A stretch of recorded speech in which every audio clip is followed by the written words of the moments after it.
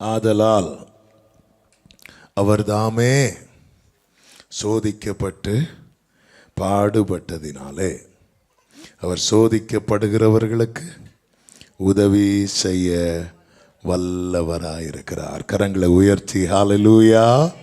நம்ம ஆராதிக்கிற தேவன் நமக்கு உதவி செய்கிற கர்த்தர். சத்தமா ஆமென் சொல்லுங்க பார்க்கலாம். இந்த மாலை வேளையிலும் ஆமென். இந்த வார்த்தையை தான் ஆண்டவர் கிளம்பும்போது நினைவில் கொண்டு வந்தார். ஹல்லேலூயா. கர்த்தர் நல்லவர். ஆமென். ஆண்டவர் எந்த நேரத்தில் என்ன பேச விரும்புகிறாரோ அந்த நேரம் அது நமக்கான ரேமா. ஒரு தேவ பிள்ளை அதை புரிந்து உள்வாங்க வேண்டியது அவசியம். ஆமாம். இன்றைக்கும் மாலையில் வேறொரு செய்தி தான் எடுத்தேன். நான் கிளம்பும்போது இந்த வேர்டு உள்ளே ஓடிட்டே இருந்தது.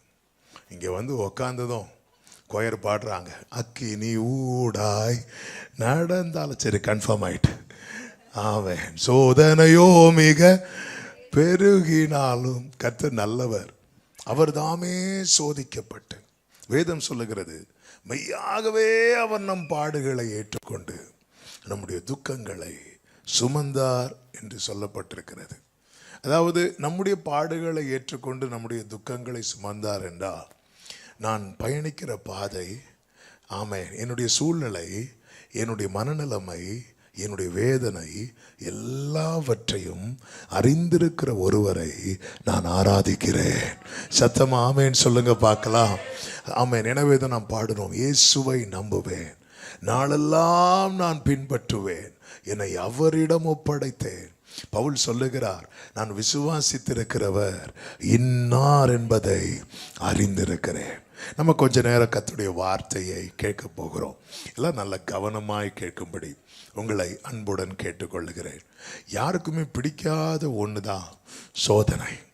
ஹல்லேலூயா. ஆமென். எத்தனை பேருக்கு சோதனை பிடிக்கும் அப்படின்னு கேட்டால் ஆமென். அதுவும் இந்த கொரோனா பேட்ச் மக்களுக்கு பிடிக்கவே பிடிக்காது.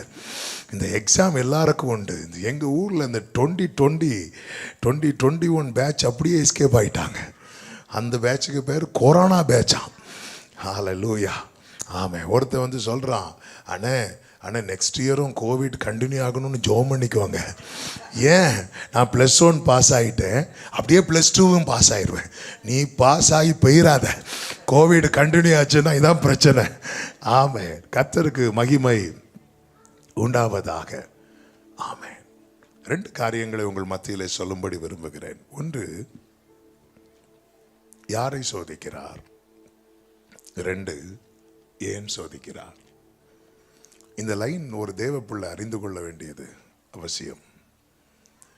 முதல் நாளில் இதை கொஞ்சம் டச் பண்ணேன், அந்த 3வது பாயிண்டில். ஆனால் முதல் நாள் ஃபஸ்ட்டு பாயிண்ட் ஓவராக டச் பண்ணிட்டேன் இந்த மாலை வேளையில். ஸோ நீங்கள் நல்லா கவனிக்கணும். நான் நம்புகிற உங்கள் பல கேள்விகளுக்கு கர்த்தர் இந்த மாலை வேளையில் பதில் தருவார் என்று. ஆமென். 1 பேதுரு 1:6 ஒரு வார்த்தை பேதுருவை கொண்டு ஆவியானவர் எழுதுவார், இதிலே நீங்கள் மிகவும் சந்தோஷப்படுகிறீர்கள். வாசிக்கலாம். என்றாலும் எது அவசியமா? வராது இன்னைக்கு உள்ள செய்தியில். ஆமேன் வருவதெல்லாம் கொஞ்சம் கஷ்டம்தான். இருந்தாலும் தூதர்களே கொஞ்சம் சத்தமாக சொன்னீங்கன்னா கேட்கும். ஆவே கொஞ்சம் அந்த வசனத்தை பார்க்குறீங்களா? இப்போ வாசிங்க சகோதரா சத்தமா. அப்படில இதிலே நீங்கள் மிகவும் சந்தோஷப்படுகிறீர்கள் என்றாலும் துன்பப்பட வேண்டியது அவசியமானதால். ஆமென். இப்பொழுது கொஞ்ச காலம். எல்லாரும் இந்த வேர்டை சொல்லுங்க பார்க்கலாம். பக்கத்தில் 2 பேரை பார்த்து சொல்லுங்க, கொஞ்ச காலம். ஆமென். கொஞ்ச காலம். ஆமென் சொல்லுங்க பார்க்கலாம். ஹல்லேலூயா. அப்போ இந்த சோதனைங்கிறது நிரந்தரம் கிடையாது, நிலையானது கிடையாது, கொஞ்ச காலம். ஆனால் துன்பப்பட வேண்டியது என்னவா? உங்களை இன்னைக்கு சொல்ல வைக்காம கதவை போட்டு துன்பப்பட வேண்டியது அவசியம். என்ன வேர்டுங்க இது? இந்த வேர்டு யாராவது இதோ மார்க் பண்ணி வச்சிருக்கிறோமா? பார்த்தா தானே. துன்பப்பட வேண்டியது அவசியமானதா சொல்லிட்டு அடுத்த நம்பிக்கை பாருங்க. கொஞ்ச காலம் தொல்லை கஷ்டங்கள் சூழ்ந்திடும், துன்பம் துக்கம் வரும், இன்பத்தில் துன்பம் நேரிடும், இருளாய் தோன்றும் எங்கும். வலது கரத்தை உயர்த்தி. சோதனை வாரும் வேளையில் சொற்கேட்கும் செவியிலே, பரத்திலிருந்து பரன் என்னை காக்க வல்ல. இந்த வேர்டை ரிப்பீட் பண்ணுங்க. பரத்திலிருந்து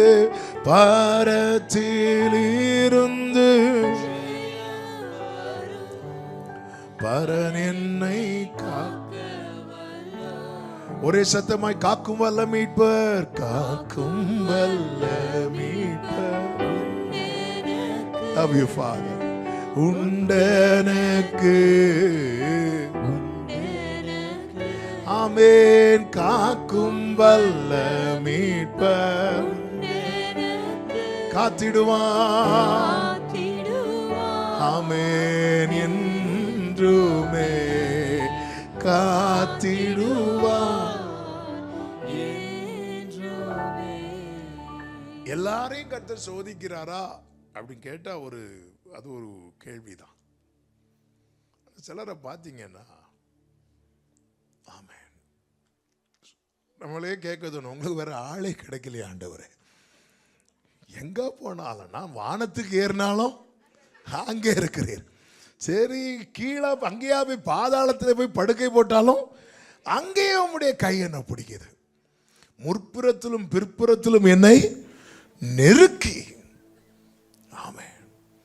தாவீதுட்ட கேட்டா சொல்லுவாரு, மத்தளத்துக்கு 2 பக்கம் தான் அடி விழும், எனக்கு சுத்தி சுத்தி விழுது. ஆமென். தகப்பன் மறக்கிறான் தாவீத. சகோதரர்கள் என்ன சொல்றாங்கன்னா, நீ அகங்காரம் உள்ளவன் அப்படிங்கிறாங்க. வீட்டில் வந்தா குடும்பத்தால பிரச்சனை, காட்டில் போனா மிருகங்களால பிரச்சனை. அப்பா எல்லாரிலும் இளையவன் சொல்லி தள்ளி விடுறாரு. சகோதரன் அகங்காரம் உள்ளவன் சொல்லி திட்டுறான். சரி, மாமனாரை பார்த்தா எப்ப பார்த்தாலும் ஈட்டியை தூக்கி நிற்கிறாரு. சரி, மனைவியாவது ஆறுதலா 4 வார்த்தை பேசுவான்னு பார்த்தா அவளும் நிந்திக்கிறான். சரி, ஆசையாய் ஒரு மகனை வளர்க்கிறான் அப்சலோம். அவன் எங்க அப்பாவை பார்த்தாலும் கொல்லுவே நிற்கிறான். என்ன ஆண்டவரே இது? முற்புறத்திலும் பிற்புறத்திலும் நெருக்கி. ஆமென். யாரை கர்த்தர் சோதிக்கிறார்? ஒரு வசனத்தை வாசிக்கலாம். மத்தேயு 4வது அதிகாரம் 1வது வசனம். அப்பொழுது இயேசு பிசாசினால் சோதிக்கப்படுவதற்கு. அப்போ இங்கே சோதிக்கிறது யாரு? பிசாசினால். கரெக்ட் தான். அவங்க ஒரே லைன்ல முடிச்சிட்டாங்க. பிசாஸ். ஆனா யாரால கொண்டு போகப்படுகிறார்? ஆவி. அப்ப பரலோக பெர்மிஷன் இல்லாம யாருக்கு தொட முடியாது? பிசாசுக்கு தொட முடியாது. ஆமென். அந்த வசனத்தை ஒரு வயசை கூட வாசிங்க.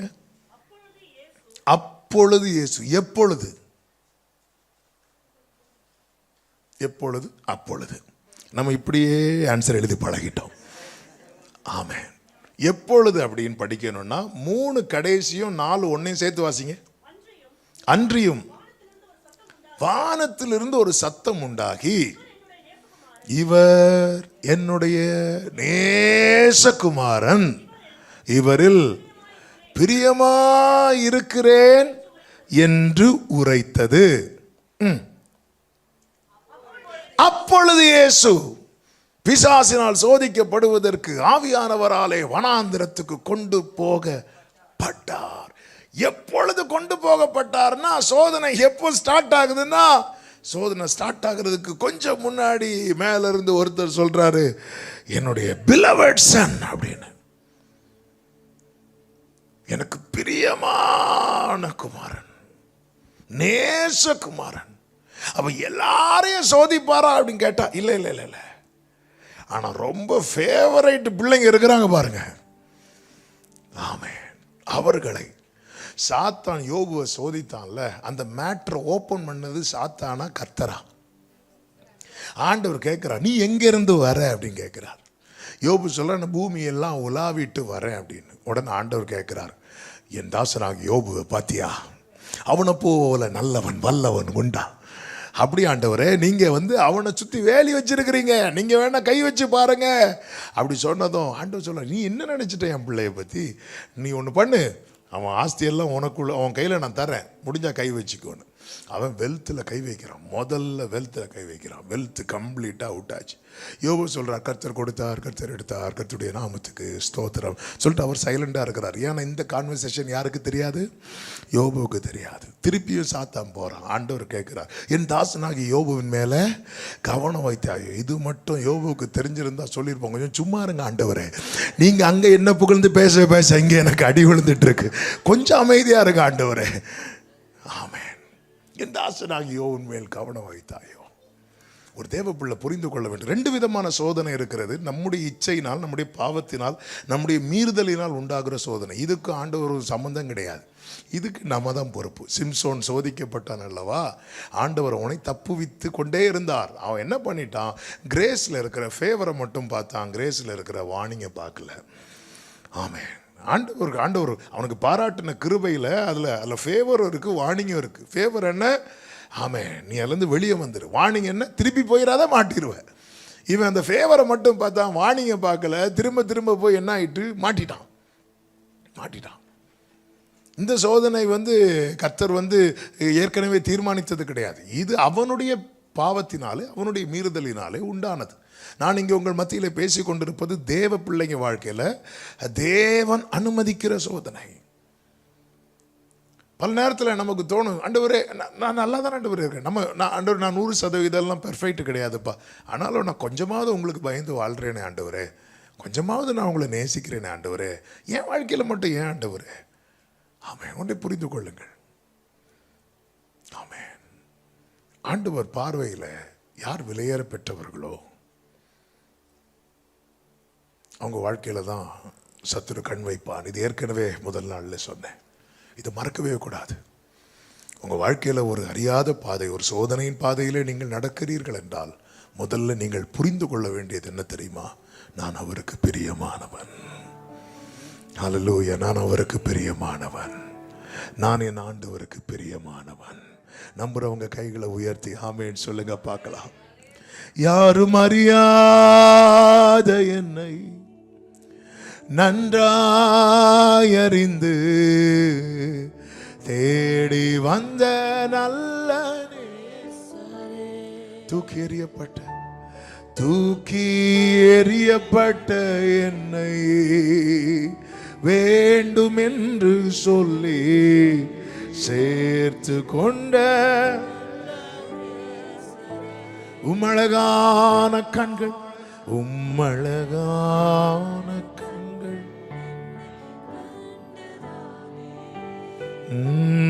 முடிந்ததென்று உயிர் வாழ்கின்றேன். உம்மழகான கண்கள் ஓ முடிந்ததென்று நினைத்தனா,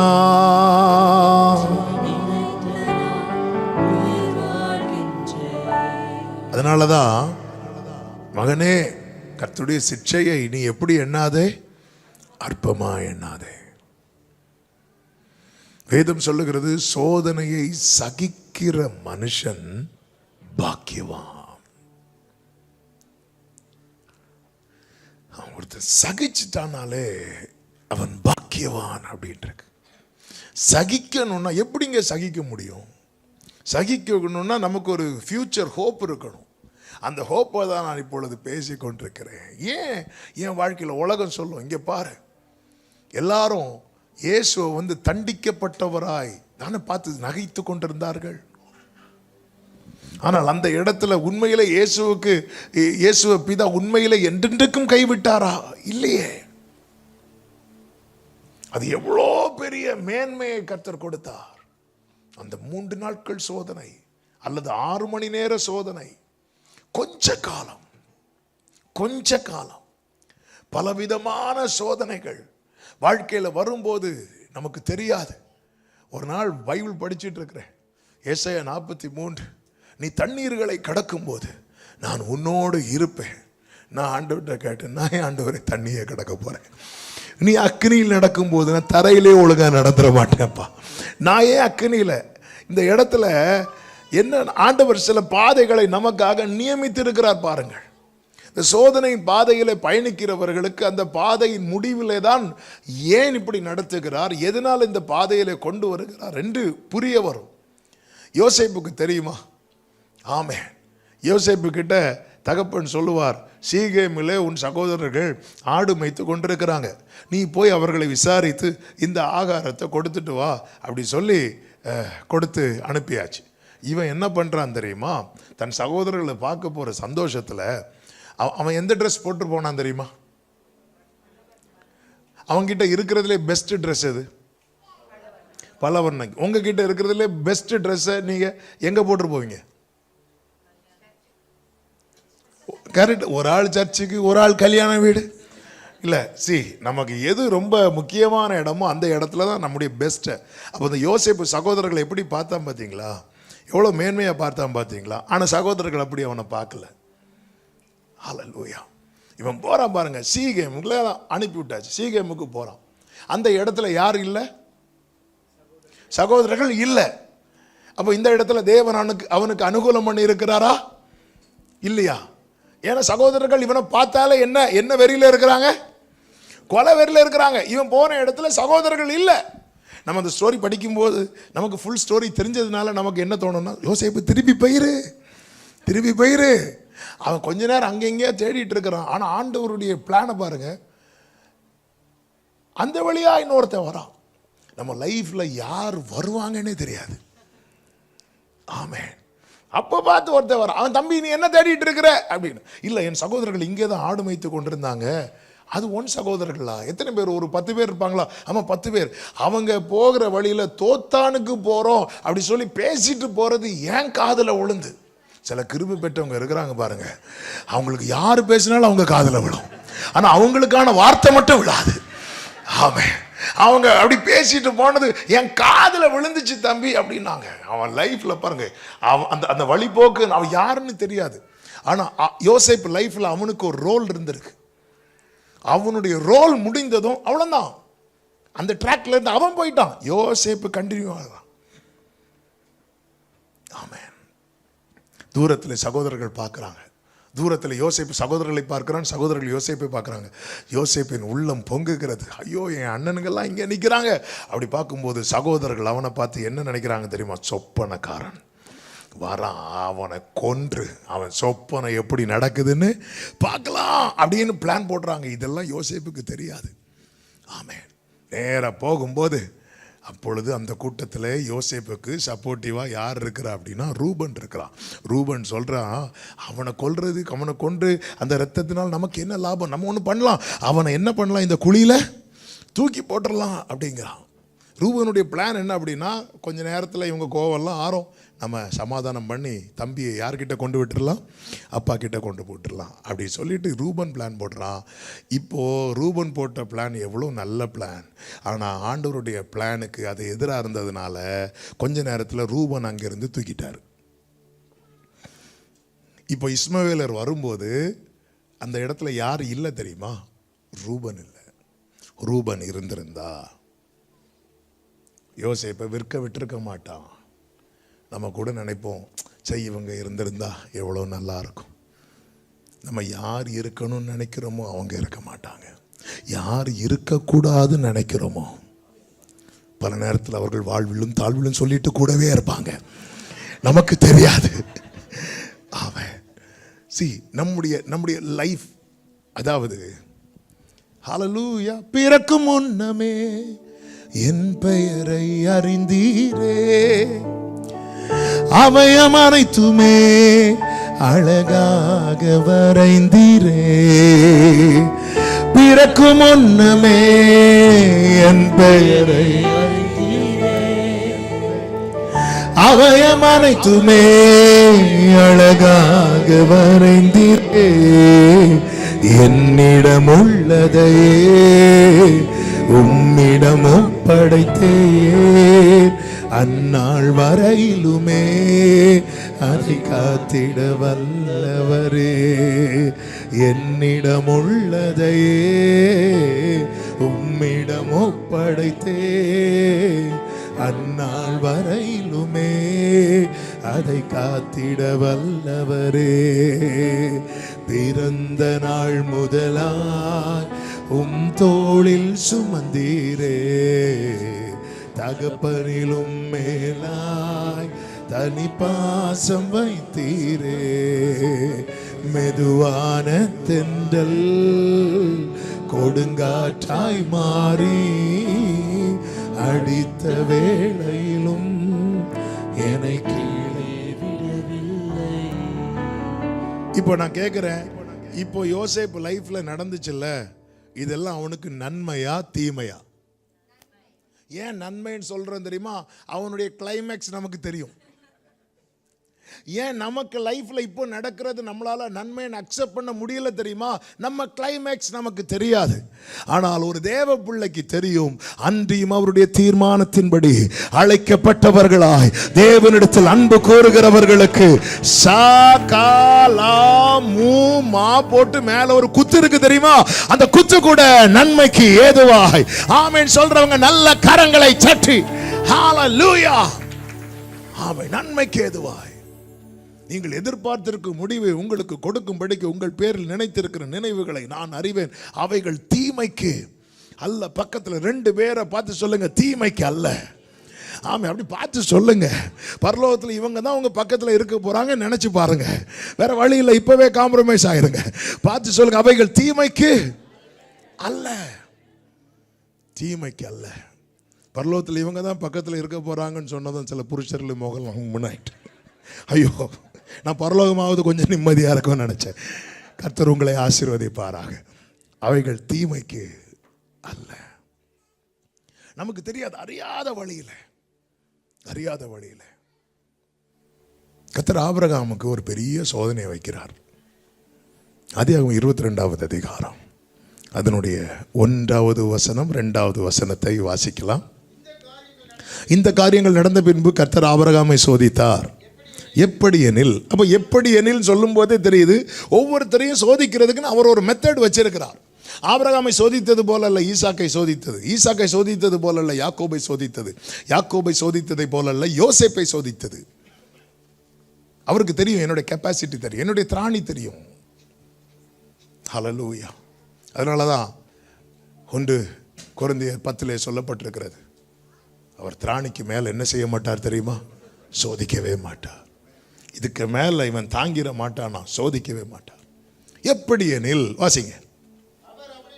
அவர் அவனை நோக்கி ஆபிரகாமே என்றார். இதோ அடியேன் என்றான். உன் புத்திரனும் உன் ஏகசுதனும் உன் நேசகுமாரனுமாகிய ஈசாக்கை அழைத்து கொண்டு மோரியா தேசத்துக்கு போய்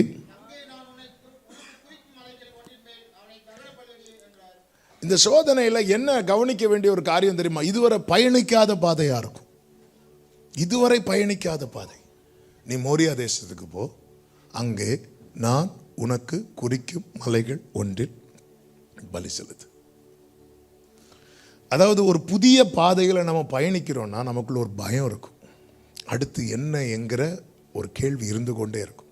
நல்ல தெரிந்த பாதையில் பயணிக்கிறவர்களாக இருந்தால் நமக்கு இந்த பிரச்சனை நமக்கு தெரியும், இதுதான். அதனால தான் நீங்கள் தாவீது சந்தித்த பிரச்சனையை பாருங்கள். சிங்கம் வந்துச்சு, சிங்கத்தை கூட ஃபைட் பண்ணி சிங்கத்தின் வாயை கிழிக்கிறது எப்படின்னு சொல்லி பழகிட்டான். இனி ஒரு சிங்கம் வந்தால் அவன் ஆல்ரெடி அதில் ட்ரெயின் ஆகியிருக்கான். அதனால் அவனால் என்ன பண்ண முடியும்னா ஃபைட் பண்ண முடியும். ஆனால் அடுத்து எது வருதுன்னு பார்த்தா கரடி வருது, புதிய பிரச்சனை. சரி, கரடி முடிஞ்சுன்னு பார்த்தா அடுத்து யார் வந்து நிற்கிறா தெரியுமா? கோலியாத் வரான். கோலியாத் வரும்போது ஆண்டவர் காட்டி கொடுக்குறாரு, இங்கே பாரு, அவன் எல்லாத்தையும் கவர் பண்ணியிருக்கிறான், அவன் எதில் கவர் பண்ணல பாரு. ஆமாம், ஒரு தேவ பிள்ளை தேவனோட உறவில் இருந்தால் சத்ருவின் பலவீனத்தை அவனுக்கு காட்டி கொடுப்பார். ஆமேன்னு சொல்லுங்க பார்க்கலாம். மீதி எல்லாரும் அவன் ஹெல்மெட்டை பாரு, அவன் மார்க் கவசத்தை பாரு, அவன் பூட்ஸை பாரு, இப்படி சொல்லிட்டு இருக்கும்போது ஆண்டவர் சொல்லுவார், அவன் தலையை பாரு, ஒன்றுமே இல்லை பாரு. சத்ரு தலையில் உண்மையில் ஒன்றுமே கிடையாது. ஆமேன்னு சொல்லுங்க பார்க்கலாம். ஆனால் நம்ம இருக்கிறத பார்த்தா நம்ம தலையில் ஒன்றும் இல்லாதது போல இருப்போம். ஆமே, ஹல்லேலூயா. அவர் ரட்சிப்பு தான் ஒரு தேவ பிள்ளைக்கு ஹெல்மெட். ஆமாம், ரட்சண்யம் என்னும் தலை சீரான்னு பைபிளில் இருக்குல்ல. ரட்சிக்கப்பட்ட தேவ பிள்ளைக்கு தெரியும், ஆண்டவர் காட்டி கொடுக்குறார், நீங்கள் பாரு. ஆமே, தாவீது அதனால் என்ன பண்ணான்னா குறிப்பாத்து கரெக்டாக அடிக்கிறான்.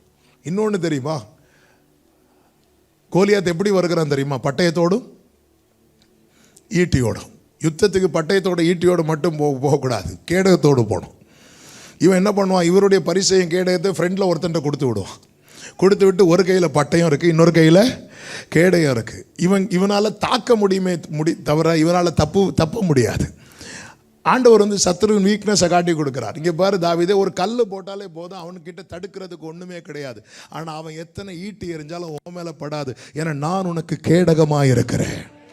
அதனால தான் தாவீது பாடுவார்ல, கேடகம் நீரே மகிமையும் நீரே, தலை நிமிர செய்பவர் நீரே, தலை நிமிர செய்பவர் நீரே, தலை நிமிர. அறியாத பாதை, குருடரை அவர்கள் அறியாத பாதையில் நடத்தி தெரியாத வழியிலே கொண்டு வந்து அவர்களுக்கு முன்பாக நான் இருளை வெளிச்சமும் கோணலை செவ்வையும் ஆக்குவேன் சொல்லிவிட்டு சொல்வார், என் தாசனை அல்லாமல் குருடன் யார்? அப்போ ஆண்டவர் இங்கே குருடன் யாரை மென்ஷன் பண்றாருன்னா, கண்ணு தெரியாதவனை அல்ல, பாதை தெரியாதவனை. அடுத்து என்னன்னே தெரியாது, வாட் இஸ் நெக்ஸ்ட் தெரியாது. இதுதான், நீ மோரியா தேசத்துக்கு போய் நான் உனக்கு குறிக்கும் மலைகள் ஒன்றிலே பலியிடு, அப்படி பலியிட்டால் உனக்கு நான் இது தருவேன் அது தருவேன். சோதனையில் என்ன தெரியுமா, ஒரு பக்கம் எப்பொழுதும் மறைக்கப்பட்டு கொண்டே இருக்கும். இதுதான் சோதனையின் பாதை. ஒரு பக்கம் தெரியும், ஆனால் ஒரு ரேமா இருக்கும், ஒரு வேர்டு இருக்கும், வார்த்தை இருக்கும். ஆனால் மறுபக்கம் நமக்கு தெரியாது என்ன ஆண்டவர் இப்படி நடத்துறான். பாருங்கள், ஏசாவுக்கு பயந்து யாக்கோபு யாபோக்காற்றின் கரையில் ஒரு நைட்டு ஃபுல்லாக இருந்து அழுவான். அந்த பிரச்சனை ஒரு நைட்டு கண்ணீரோட முடிஞ்சுது. ஆனால் யோசேப்புக்காக யாக்கோபு 22 வருஷம் அழுவார். ஆண்டவர் சொல்லியிருக்கலாம், நான் பல நேரத்தில் அதை படிக்கும்போது, ஆண்டவர் நீர் எவ்வளோ இரக்கமுள்ள கர்த்தர், யாக்கோபு தான் உங்களுக்கு ரொம்ப பிடிக்குமே ஆண்டவரே, நீங்கள் ஒரு நாளாவது யாக்கோபு கிட்ட வந்து தரிசனத்தில் வந்து யாக்கோவே நீ அழாத, உனக்கு ஒரு சீக்ரெட் சொல்கிறேன், யோசேப்பு சாகல்ல, அவன் எங்கே இருக்கிறான் தெரியுமா? எகிப்தில் இருக்கிறான். இதுதான் எனக்கு அவனை குறித்த திட்டம். சொல்லியிருக்கலாமே, சொல்லவே இல்லை. ஏன் சொல்லலை தெரியுமா? யாக்கோபால் அதை அக்செப்ட் பண்ண முடியாது. புரியும்படி சொல்கிறேன். இயேசு சீஷர்களை கூட்டு சொல்லுவார்ல, மனுஷகுமாரன் பிடிக்கப்படுவார், அடிக்கப்படுவார், ஒப்பு கொடுக்கப்படுவார். அது மட்டுமா சொன்னார், மரித்து 3வது நாளில் உயிரோடு எழும்புவார். அப்போ 3வது நாளில் உயிரோடு எழும்புகிற மேட்டரை சொன்னதுக்கு அப்புறமும் பேதுருவால் அதை அக்செப்ட் பண்ண முடியல. பேதுரு சொல்கிறார், இவைகள் உமக்கு சம்பவிக்கவே கூடாது. சில காரியத்தை ஆண்டவர் ஏன் நம்ம கிட்ட சொல்ல மாட்டேங்கிறாருன்னா, நம்ம அக்செப்ட் பண்ண மாட்டோம்னு தெரியும். யாக்கோபு மட்டும் யோசேப்பு மட்டும் உயிரோடு இருக்கிறாங்கிற செய்தி யாக்கோபுக்கு தெரிஞ்சிட்டுன்னு வைங்களேன், ஓடி போவார் யாபோக்காற்றின் கரையில் ரெஸ்லிங் பண்ணுறதுக்கு. திரும்ப போய் உட்காந்துருப்பார். என்னை ஆசீர்வதித்தால் ஒழிய அன்னைக்கு அவரை கேட்டார். இப்போ சொல்லுவார், யோசேப்பை கொண்டு வராமல் நான் உங்களை விடமாட்டேன். இந்த பிரச்சனை எல்லாம் அவருக்கு தெரியும், எல்லாமே அவருக்கு தெரியும். ஹல்லேலூயா. ஆண்டவருடைய அதனால தான் ஒரு பக்கம் ஆனால் வேர்டு இருக்கு. யோசேப்புக்கு அந்த வார்த்தையை கொடுத்தார், யாக்கோபு காது கேட்க யோசேப்பு அதை சொன்னான். பைபிளில் இருக்கு, யோசேப்பு அதை யாக்கோபு யோசேப்பு சொன்னதை எங்க வைத்தான் தெரியுமா? மனதில் வைத்திருக்கிறான். என்னைக்குமே புரிந்து கொள்ளுங்கள், எத்தனை போராட்டம், எத்தனை புயல் அடித்தாலும், எத்தனை பிரச்சனை வந்தாலும் நம்மோடு பேசின வார்த்தைகள் நம்ம மனசுல இருக்கணும். விசுவாசம் கேள்வியினாலே வரும், கேள்வி கர்த்தருடைய வார்த்தையினாலே வரும். எப்படி கர்த்தருடைய வசனத்தினாலே நமக்குள்ளே விசுவாசம் வருகிறதோ, விசுவாசம் வருகிறதுனாலே அடுத்து விசுவாச பரீட்சை உண்டு என்று அர்த்தம். இயேசு கிறிஸ்து மலை உபதேசம் பண்ணுவார், நல்லா ப்ரீச் பண்ணுவார். அதுலேயும் அவருக்கு ரொம்ப நெருக்கமாக இருக்கிறது யார் அப்படின்னா சீஷர்கள் தான் முதல்ல அவர் சத்தத்தையே கேட்குறாங்க. அதுக்கப்புறம் ஜனங்களுக்கு அந்த செய்தி பாஸ் ஆகுது. அப்போ ரொம்ப அதிகமாக கர்த்தருடைய வார்த்தையை கேட்டது சீஷர்கள். அந்த மலை உபதேசத்தை எப்படி கம்ப்ளீட் பண்ணுவார் அப்படின்னா, நான் சொல்லி இந்த வார்த்தைகளை கேட்டு அவைகளின்படி செய்கிறவனவனோ அவன் கண்மலை மேல் தன் வீட்டை கட்டின புத்தி உள்ள மனுஷனுக்கு ஒப்பிடுவேன். பெருவெள்ளம் வந்து பெருங்காற்று மோதி அடித்தாலும் அந்த வீடு நிலைத்திருக்கும் அப்படி சொல்லிட்டு அவர் மலையிலிருந்து இறங்குவார். இறங்கும் போது அங்கே ஒரு குஷ்டரோகி வருவான். கர்த்தர் கரம் நீட்டி தொட்டு சுகத்தை கொடுப்பார். திரளான ஜனங்கள் அவருக்கு பின்னாடியே வராங்க. ஏற்கனவே செய்தி கேட்டு திரளான ஜனங்கள் வராங்க. செய்தி கேட்டு ஆச்சரியப்பட்டு வராங்க. இப்போ சுகத்தை கொடுக்கிறார். அடுத்து ஒரு 100க்கு அதிபதி வருகிறான். வேலைக்காரன் பலவீனமாக இருக்கிறான். வார்த்தை அனுப்பி சுகத்தை கொடுக்கிறார். ஆண்ட வேலை மிராக்கிளாக நடக்குது. கூட்டம் ஜாஸ்தியாயிட்டே இருக்கு. இப்பொழுது கர்த்தர் சொல்லுகிறார், அக்கறைக்கு போவோம் அப்படின்னு கட்டளை இடுகிறார். அக்கறைக்கு போவோம்னு சொல்லும்போது கூட்டம்லாம் நிற்கிது. சீஷர்கள் போட்டில் ஏறி உக்காந்துருக்கிறாங்க. அற்புதத்துக்காக கூடுற கூட்டம் ஜாஸ்தி, அக்கறைக்கு போகிற கூட்டம் சீஷர்கள். ஆமே. இப்போ இந்த சீஷர்கள் உண்மையில யார் அப்படின்னு பார்த்தா, அவர் சொன்ன வார்த்தைகளை கேட்டு அதன்படி செய்கிறவர்கள். ஆண்டவர் என்ன சொல்லி முடிப்பார் செய்தியை? நான் சொன்ன வார்த்தைகளை கேட்டு அவைகளின்படி செய்கிறவனவனோ அவன் கண்மலை மேல் தன் வீட்டை கட்டின புத்தி உள்ள மனுஷனுக்கு ஒப்பிடுவேன். பெருவெள்ளம் வந்து பெருங்காற்று மோதி அடித்து அது சேதமாகாது. இப்போ அடுத்து ஃபெய்த் டெஸ்ட் இருக்கு. என்ன டெஸ்ட்? போட்டு கொஞ்ச தூரம் போகுது, இயேசுவை தூங்க வைக்கிறாங்க. நம்ம டிசம்பர் ஆனாலே ஜீசஸை தூங்க வைப்போம். தூங்கு தூங்கு, அவர் இஸ்ரவேலை காக்கிறவர், உறங்குவதும் இல்லை. ஆண்டவரே 11 மாதம் என்னை கண்மணி போல காத்தவரே, இந்த 1 மாதம் தயவாக நீர் படுத்து தூங்குவீராக. ஆமென். சீஷர்கள் ஆண்டவரே அவர் கப்பலின் முன்னணியத்தில் நிற்க வேண்டியவரை பின்னாடி கொண்டு வச்சு ஒரு பில்லோ போட்டு தூங்க வச்சு போட்டு போகுது. இப்போ அந்த விசுவாச பரீட்சை, பெருவெள்ளம் வருது, பெருங்காற்று மோதி அடிக்குது. ஆண்டவருடைய கண்ணை மூடிட்டே இருக்கிறார். நான் நினைக்கிறேன் அப்படியே பார்த்துட்டு இருப்பார், இவன் என்ன செய்ய போறான். அவ்வளோ பெரிய பிரசங்கத்தை கேட்டுட்டு ஒரு காற்று அடித்ததும், ஆண்டவரே உமக்கு கவலை இல்லையா? நீங்களாம் ஒரு பாஸ்டரா? நான் எவ்வளோ கஷ்டப்படுறேன். ஏமா அதுக்கு தானம்மா போன வாரம் செய்தி கொடுத்தேன். ஆமாம், கொஞ்சம் முன்னாடி அதுதானே கேட்டுறேன். எவ்வளோ கஷ்டப்படுறேன், நாங்கள் சாகுறோமே, உமக்கு கவலை இல்லையா? ஆண்டவர் பார்த்தார், என்னை தூங்க வைத்ததும் இவன் தான். இப்போ பிரச்சனை என்னதான்? விசுவாச ஏன் அப்படின்னா அடுத்து என்னன்னு தெரியல. இந்த போட்டு கரை போய் சேருமா இல்லை பாதி? ஆண்டவர் என்ன கட்டளை எடுக்கிறார்? அக்கறைக்கு போக கட்டளை எடுக்கிறார். அவர் வாயிலிருந்து என்ன விழுந்துட்டு? அக்கறைன்னு விழுந்துட்டு. அப்போ இந்த போட்டு எத்தனை புயல் அடித்தாலும் எங்கே போகும்? அக்கறைக்கு போகும். இதுதான் நான் கர்த்தர் மேலே வைத்திருக்கிற நம்பிக்கை. ஆனால் இந்த நம்பிக்கை இப்போ ஏன் வரலன்னா, ஆண்டவர் காற்றையும் கடலையும் அதட்டினதும் என்ன சொல்லுவாங்க தெரியுமா? இவர் யாரோ அப்படிங்கிறாங்க. இவர் யாரோன்னு சொல்லும்போது 6000 பிசாசு லேகியோன்னு சொல்லுது, உன்னதமான தேவனுடைய குமாரனே. நாம சொல்லணும் இதை. நம்ம அவர் யாருன்னு கேட்டா அவர் யாரோ, ஹூ இஸ் ஜீசஸ் அப்படிங்கிற கேள்விக்கு நம்ம கிட்ட பதில் இருக்கணும். இல்லைன்னா நமக்கு யார் கிளாஸ் எடுப்பா தெரியுமா? இவர் யாரோ அப்படின்னு கேட்குறாங்க. 2வது முறை இந்த கடல் கொந்தளித்த போது இயேசு கடல் மேல் நடந்து வருவார்ல, யாரோ வராங்க இப்படி சொன்னா கூட பிரச்சனை இல்லை. சீஷர்கள்லாம் எப்படி சத்தம் போட்டாங்க தெரியுமா? ஆவேசம்னு சத்தம் போட்டாங்களா. ஆவேசம்னு என்ன தெரியுமா? பேய். பேய். ஆண்டவரே இதோ அடியேன்னு சொல்லி வந்தவங்க கடல் மேலே இயேசு நடந்ததும் ஐயோ பேய். சிலருடைய ஆசை என்னன்னா, இப்படி தான் நான் ஊழியத்துக்கு வந்த ஆரம்பத்தில் இப்படி தான் தொடங்கிட்டேன். ஊழியத்துக்கு வந்த ஆரம்பத்தில் எனக்கு ஒரே ஆசை. என்ன ஆசை அப்படின்னா, எனக்கு இயேசுவை உங்களை பார்த்தே ஆகணும். நீ எனக்கு உங்களை பார்த்து ஆகணும். ஆண்டவரே என் ஃபெய்த்து குறவு தான், கண்டு விசுவாசிக்கிறவனல்ல, காணாமல் விசுவாசிக்கிறவன் எல்லாம் தெரியும். எனக்கு உங்களை பார்த்தே ஆகணும். நீங்கள் என் கூட, எனக்கு நீங்கள் என் பக்கத்தில் அப்படின்னு சொல்லிட்டு ஃபுல்லாக எங்கே படுப்பேன்னா சர்ச்சிலே தான் படுப்பேன். வீட்டில் படுக்க மாட்டேன், சர்ச்சில். ஏன்னா எனக்கு ஆண்டவர் என்னை விசிட் பண்ண போகிறார். அப்போ அதுக்கேற்ற மாதிரி தான் பைபிள் எல்லாம் தேடி தேடி பார்த்து அப்படி நம்ம ட்ரீமே அப்படி தான். இப்போ ஜீசஸ் அவர்கிட்ட என்ன கேட்கலாம், அதுக்குன்னு பாட்டெல்லாம் எழுதி வச்சேன். இயேசு பாடுறதுக்கு பாட்டெல்லாம் எழுதி வச்சேன். இப்படியெல்லாம் ஒரு நாள் நைட்டு எங்கள் சர்ச்சில் அப்படி படுத்துருக்குறேன். நைட்டு ஒரு 12 மணிக்கு ப்ரேயர்லாம் முடித்து படுத்துட்டேன். இதே மாதிரி தான் இதான் ஸ்டேஜ்னு வைங்களேன். எங்கள் சர்ச்சில் ஃப்ரெண்டில் பாய் போட்டிருக்கோம், பின்னாடி சேர் இருக்கும். நான் ஸ்டேஜுக்கு கீழே படுத்துருக்குறேன். படுத்துட்டு அப்படி திடீர்னு ஒரு முழிப்பு வந்துச்சு. நான் அப்படி கண்ணை திறந்து பார்க்குறேன், மணி 2. அப்படி திரும்பி படுப்போம்ல, அப்படி திரும்பினேன் பாருங்க. ஆண்கள் பக்கம் சேர் போட்டிருந்து செகண்ட் ரோவில் ஒருத்தர் ஒயிட் ட்ரெஸ் போட்டுட்டு அப்படியே உக்காந்துருந்தார். ஏசப்பா, நெஞ்சில் கை வச்சுட்டு இந்த பக்கம் திரும்பிட்டேன். திரும்பவே இல்லையே. பெரிய சிறகெல்லாம் அப்படிலாம் ஒன்றும் கிடையாது. சும்மா நார்மல் ஒயிட் ட்ரெஸ் போட்டு செகண்ட் ரோவில் ஒருத்தர் உட்காந்து அப்படியே இருக்கிறார். என் நெஞ்சில் கை வச்சு எந்த பக்கம் திரும்பவே இல்லை. இப்போ ரத்தம் செய்யும் ஆண்டவரே, எனக்கு நான் இப்படி ஜோம் பண்ணது இது எதுவே மைண்டில் இல்லை. அப்படி ஒரு ½ an hour தூங்கிட்டேன். தூங்கி காலில் எழும்பி திருப்பி உட்காந்து, ஆண்டவரே உண்மை எனக்கு காண்பியும். நேற்று பார்த்தேன்.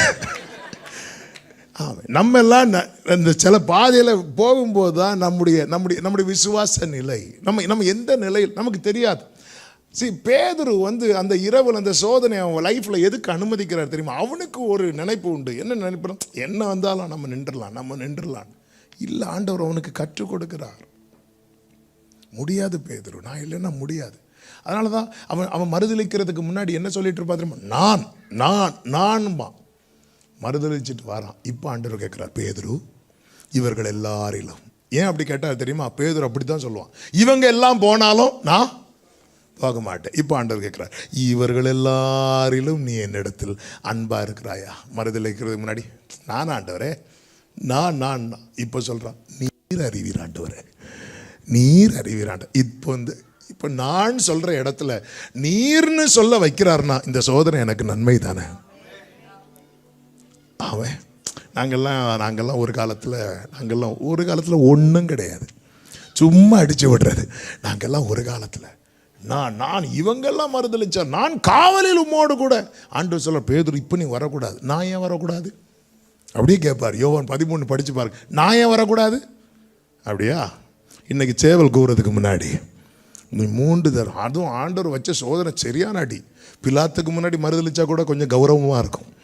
நான் அது பிலாத்துவே கேட்டார், எனக்கு வேறு ஆப்ஷன் கிடையாது, அதனால் நான் மறுதளித்தேன். இது குடத்தை எடுத்துகிட்டு ஒரு வேலைக்காரி வரா, பேதுருவா இது? நீ தானே பேதுரு? ஐயே, நோ நான் அல்ல. சில பாதையில் தேவன் நடத்துறது நாம் யார்? அதனால தான் உபாகமம் எடுக்க வேண்டாம் 8:2 இருக்கும், உன் இருதயத்தில் உள்ளதை நீ அறியும்படிக்கு உன்னை சோதிக்கிறார். நம்ம ஒரு 4 பாட்டு பாடி எல்லாம் மீட்டிங் அட்டன் பண்ணி கொஞ்சம் நல்ல அந்நிய பாஷையெல்லாம் பேசி நம்ம ஒரு டெய்லி ஒரு 5 அதிகாரம் படிக்கும்போது பல நேரத்தில் நம்ம அறியாமே நமக்குள்ளே வருகிற எண்ணம் என்ன எப்படின்னா, நம்ம பெரிய விசுவாச வீரர்கள், நம்ம பெரிய பரிசுத்தவான்கள், நம்மளால் அப்படிங்கிற ஒரு எண்ணம் நம்ம அறியாமலே வந்துடும். இதெல்லாம் உணர்த்தவும் உடைக்கவும் கர்த்தர் சில பாதையில் நடத்துகிறார். எந்த ஒரு ஸ்டேட்டில் கொண்டு வந்து விடுவார் தெரியுமா? நான் அல்ல, நீங்க தான்ப்பா, நான் அல்ல, நீங்க தான். இப்படி ஒரு நிலையில கொண்டு வந்து விடுவதற்காக. எனவே தான் தேவன் அனுமதித்ததெல்லாம் நன்மைக்காக, நடத்திடும் பாதைகளும் நன்மை. கைகளை உயர்த்தி சொல்லுவோம், அனுமதித்ததெல்லாம்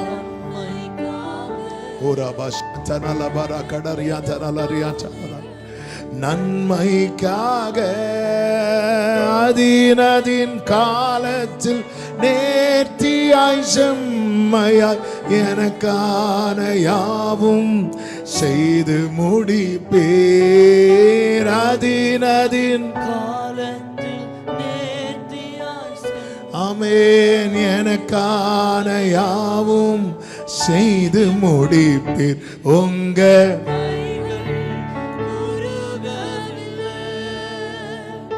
உம்மால் கூடாதது எதுவும் இல்லை.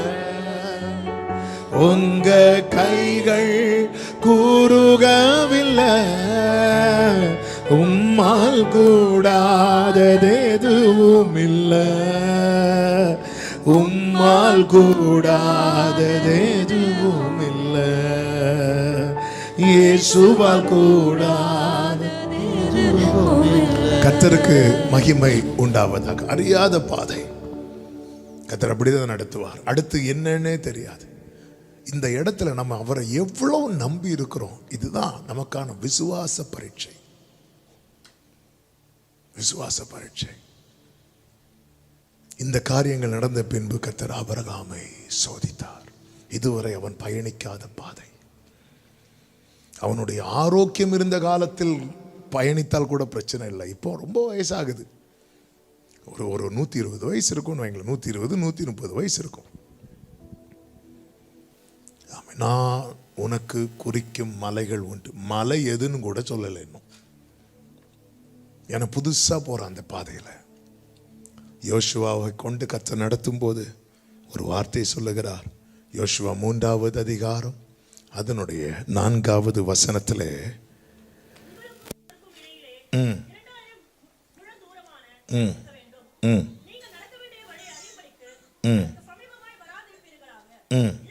இந்த வேடை கவனிக்கணும். இதற்கு முன்னே நீங்கள் ஒருபோதும் இந்த வழியாய் நடந்து போகவில்லை.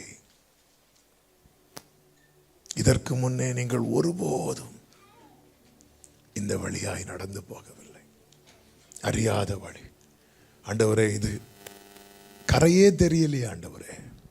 அதான் பாடுனோமே, காலடி தெரியாமல் போனாலும். ஆண்டவர் பார்த்தீங்களா, இரத்தத்தால் மீட்கப்பட்ட ஜனத்தை பெலிஸ்தியர் தேசம் வழியாக செல்வது சமீபமாக இருந்தாலும் அந்த வழியாய் நடத்தாமல் சிவந்த சமுத்திர வழியாய் சுற்றி போக பண்ணினார்.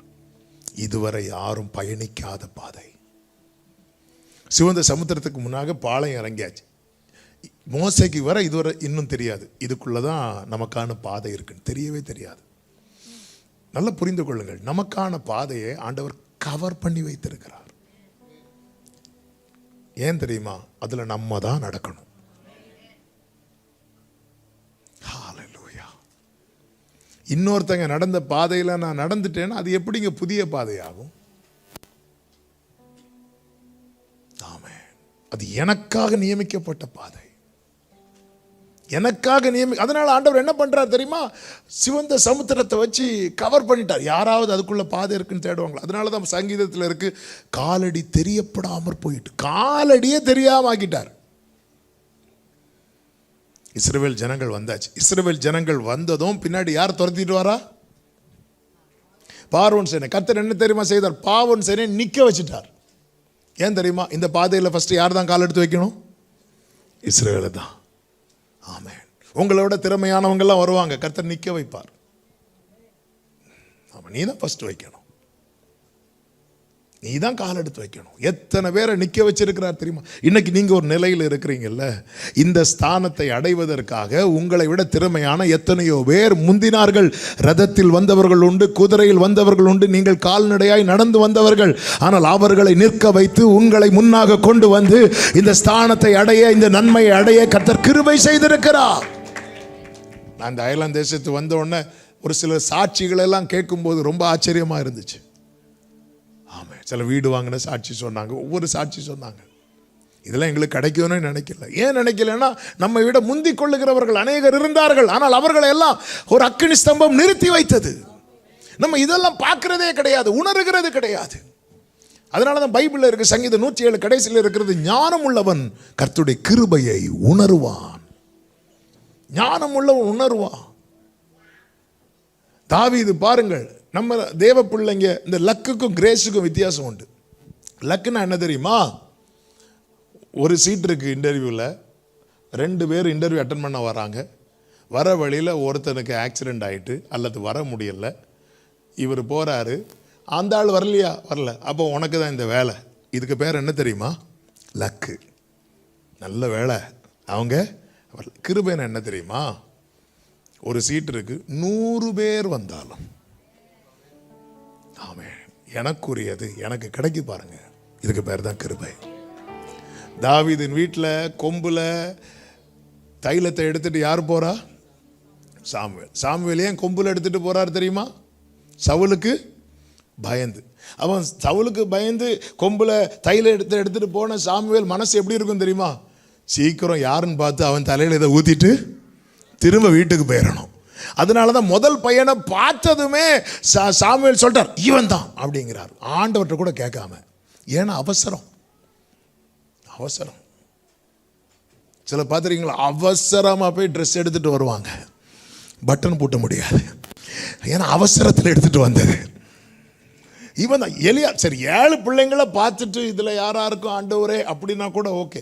ஃபஸ்ட்டு பையனை பார்த்ததுமே இவனாக்கும், ஏன்னா சாமுவேலுக்கு அவசரம். ஏன்னா இந்த மேட்ரு மட்டும் சவுலுக்கு தெரிஞ்சுட்டு ஏற்கனவே தீர்க்கதரிசிகளை தேடி பிடிச்சிட்டு இருக்கிறான். சவுலுக்கு இது தெரிஞ்சிட்டுனா கொன்றும். அதனால சீக்கிரமா தைலத்தை ஊற்றிட்டு போயிடலான்னு பார்க்கும்போது ஆண்டவர் சொன்னார், இவன் இல்லை. சரி, அடுத்தவன் அவனும் இல்லை.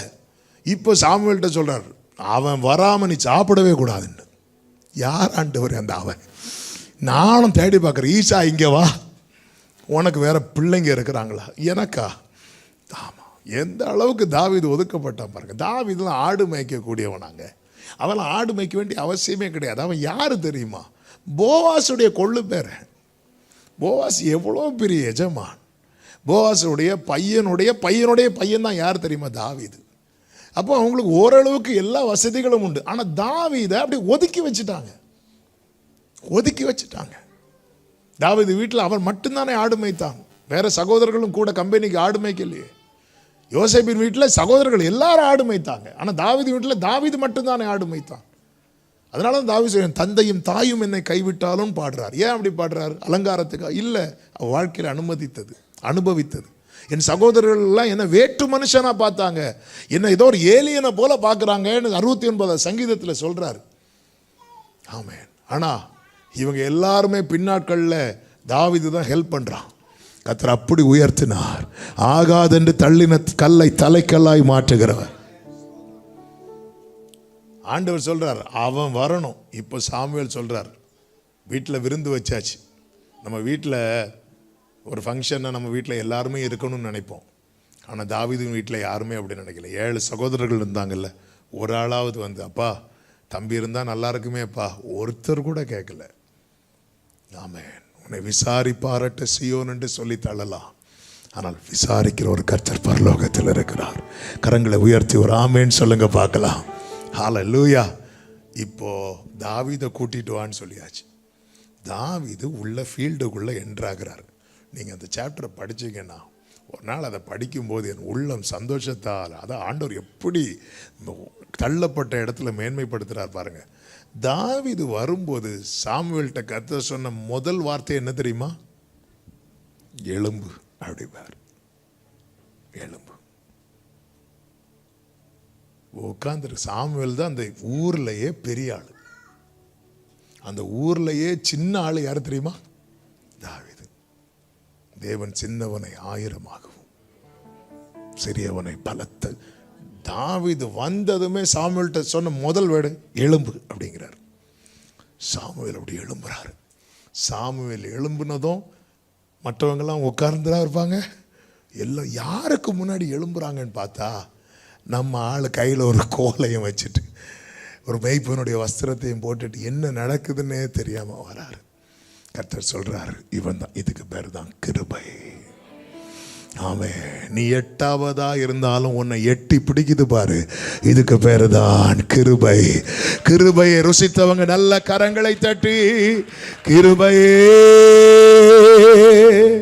கிருபையே மாறாத நல்ல கிருபையே கிருபையே கிருபை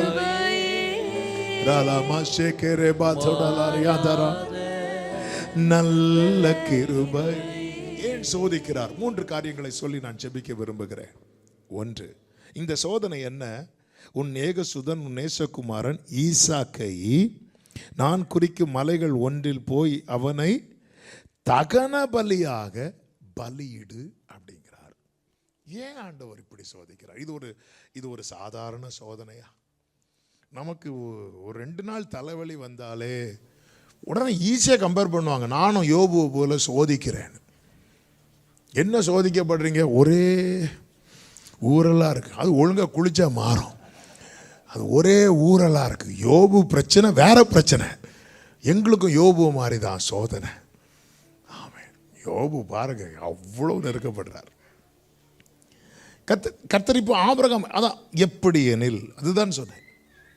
எல்லாரையும் சோதிக்கிறது போலவே கர்த்தர் நம்மை சோதிக்க மாட்டார். ஆனால் நம்முடைய திராணி தெரியும். ஆனால் துன்பப்பட வேண்டியது அவசியம். ஏன் சோதிக்கிறார்? நல்லா புரிந்து கொள்ளணும். ஏன் இந்த பாதை? ஆண்டவர் நான் கஷ்டப்படுறது பிடிக்குமா? கண்டிப்பாக பிடிக்காது. நம்முடைய வேதனை என் துக்கத்தை சந்தோஷமாக மாற்றுறது தான் கர்த்தருக்கு பிடிக்கும். மார்த்தாள் மரியாள் வீட்டுக்கு சொந்தக்காரங்க உறவுகள் எல்லாரும் ஆறுதல் சொல்ல வரும்போது என் ஆண்டவராக இயேசு கிறிஸ்து அதிசயம் செய்ய வந்தார். அவர்கள் கண்ணீரை மாற்ற, துக்கத்தை மாற்ற. இப்படிப்பட்ட தேவன் இப்படி ஒரு சோதனை அனுமதிக்க காரணம் என்ன?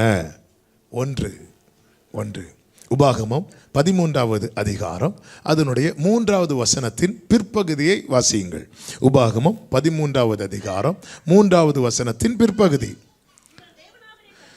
உங்கள் தேவனாகிய கர்த்தரிடத்தில் நீங்கள் உங்கள் முழு இருதயத்தோடும் முழு ஆத்துமாவோடும் அன்பு கூறுகிறீர்களோ இல்லையோ என்று அறியும்படிக்கு உங்கள் தேவனாகிய கர்த்தர் உங்களை சோதிக்கிறார். ஆண்டவர் அப்ப எதுக்கு சோதிக்கிறார்?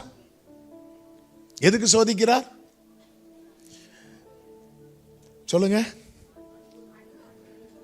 அன்பு கூறுகிறோம். யாருக்கெல்லாம் இயேசுவை பிடிக்கும்? வேண்டாம், ரோட்டில் போகிறவங்கள்ட்ட கேளுங்க, உங்களுக்கு இயேசுவை பிடிக்குமான்னு. அவங்க சொல்லுவாங்க, உங்களை தான் எங்களுக்கு பிடிக்காது, எங்களுக்கு இயேசுவை பிடிக்கும்பாங்க. இயேசுவை யாருக்குங்க பிடிக்காது? சாத்தானுக்கே பிடிச்சி போச்சு. அவன் அதனால் டீல் பேச வரான். பிலாத்துக்கு பிடிக்கும். ஏரோது அவரை பார்க்க ஆசையாக இருந்தானா, விரும்பினானா. எல்லாருக்கும் தான் இயேசுவை பிடிக்கும். ஆனால் எல்லாருமே நம்ம ஏன் இந்த மாலை வேளையில் என் காலில் ஆராதனைக்கு வந்தால் போதாதா? ஈவினிங் வரணுமா? ஈவினிங் ஏன் மெனக்கெட்டு வந்து உட்காந்துருக்கிறோம்? அவர் மேலே ஏதோ ஒரு அன்பு இருக்கிறதுனால தானே. ஆனால் கர்த்தர் எதிர்பார்க்கிற அன்பு என்ன தெரியுமா? முழு இருதயத்தோடு முழு உள்ளத்தோடு ஆராதிப்பேன், முழு பலத்தோடு அன்பு கூறுவேன். இதுதான் முழு இருதயத்தோடு அன்பு கூறுகிறோமா? முழு இருதயத்தோடு ஃபர்ஸ்ட் காட். இப்படி நேசிக்கிறோமா? இதை அறிய என்ன செய்கிறார் தெரியுமா? சோதிக்கிறார். இது அறிய ஆபிரகாமையே சோதிக்கணும். அந்த 22:1 ஒரு விசை கூட வாசியுங்கள். ஆதியாகமம்.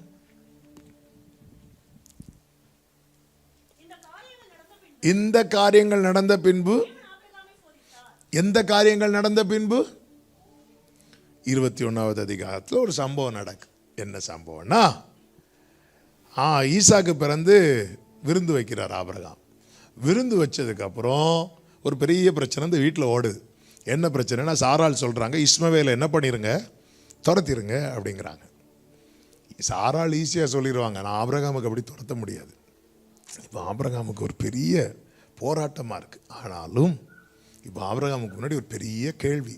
என்ன கேள்வினா, ஈசாக்கா இஸ்மவேலா? இஸ்மவேலை ஆபிரகாமுக்கு ரொம்ப பிடிக்கும்.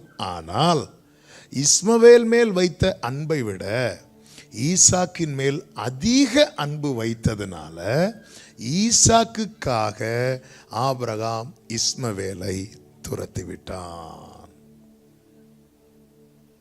இஸ்மவேலை வெறுத்து துரத்தல, இஸ்மவேலை பிடிக்காம துரத்தல, இஸ்மவேல் வேண்டான்னு துரத்தல. இஸ்மவேல் ஆபிரகாமுக்கு ரொம்ப பிடிக்கும். எழுத்தின்படி பார்த்தா முதல்ல ஆபிரகாமுக்கு பிறந்ததே யாரு தான்? இஸ்மவேல் தான். ஆனால் ஈசாக்கின் மேல் அதிக அன்பு வைத்ததுனால ஈசாக்குக்காக இஸ்மவேலை துரத்தி விட்டான். இந்த காரியங்கள் நடந்த பின்பு கர்த்தர் ஆபிரகாமை சோதித்தார். எப்படி எனில், கரெக்டாக சோதிக்கிறார். உன் ஏகசுதன், உன் நேசகுமாரன் ஈசாக்கை. மொட்டையா உன் பிள்ளைய பலி செலுத்துன்னு சொல்லியிருந்தா கொஞ்சம் வெயிட் பண்ணுங்கன்னு சொல்லி ஓடி போய் யாரை கூட்டிகிட்டு வந்திருப்பான்? ஆண்டவருடைய சோதனையில் நல்ல தெளிவு இருக்கும், குழப்பம் இருக்காது. ஏகசுதன் ஈசாக்கு அப்படிங்கிறார். 21வது அதிகாரத்தில் ஆபிரகாமுக்கு என்ன சோதனை தெரியுமா? ஈசாக்கா இஸ்மவேலா.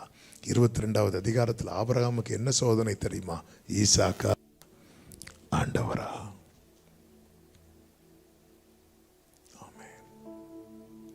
சோதோமை அழிக்க போறேன்னு சொன்னதும் ஆபிரகாம் காலில் விழுந்து சொல்லுவானா சாம்பல் அப்படிமா. லோத்துக்காக அவ்வளவு அழுது ஆபிரகாம், ஈசாக்குக்காக, ஈசாக்கு நேச பிள்ளை, எவ்வளவு அழுது இருக்கணும். ஆனால் ஆண்டவர் ஆபிரகாம், என்ன ஆண்டவர் டவுட் ஆண்டவர், நான் ஈசாக்குக்காக இஸ்மவேலை விட்டதும் டவுட் வந்துட்டு ஆண்டவர் உங்களுக்கு, நான் ஈசாக்குக்காக இஸ்மவேலை இழப்பேன், ஆனால் யாருக்காகவும் எதற்காகவும் உங்களை விட மாட்டேன் ஆண்டவரே. இதுதான் உண்மையான நேசம். ஆபிரகாம் எக்ஸ்கியூஸ் கேட்கல. ஆண்டவரே ஒரு 10 days டைம் கொடுங்க. இன்னும் லவ்ல டவுட் வந்துட்டு ஆண்டவரே. ஆமென். Thank you Jesus. ஏன் சோதனை? நமக்கு சேலரி ஒரு 2 மாசம் டிலே ஆனாலே ஆண்டவர் விட்டு தூரம் போறோமா?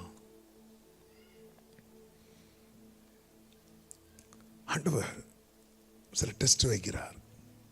நினைச்சது போல காரியம் நடக்கல. இன்னைக்கு நான் உங்க மத்தியில் ஊழியக்காரனை நிற்கிறதுக்கு 1 தேவனுடைய அநாதி தீர்மானம், 2 பெற்றோருடைய ஜெபம், 3வது என்ன கேட்டா சொல்லுவேன், என் வாழ்க்கையில் கேட்கப்படாத ஜெபம்.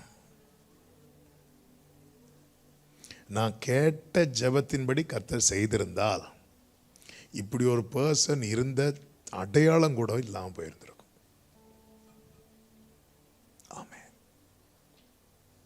தேவன் நம்முடைய வாழ்க்கையில் செய்கிறது, அனுமதிக்கிறது.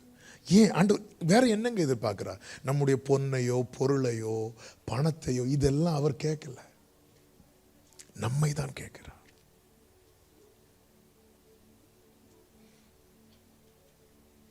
ஏன் என்னை தெரிந்து கொண்டீர் புரியவில்லை. இந்த பாட்டு தெரிஞ்சவங்க பாடுங்க. ஏன் என்னை புரியவில்லை,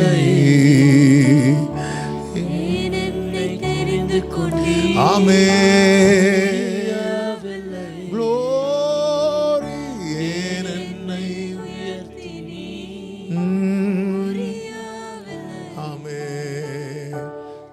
ஆடுகள் பின்னே அலைந்து திரிந்தே,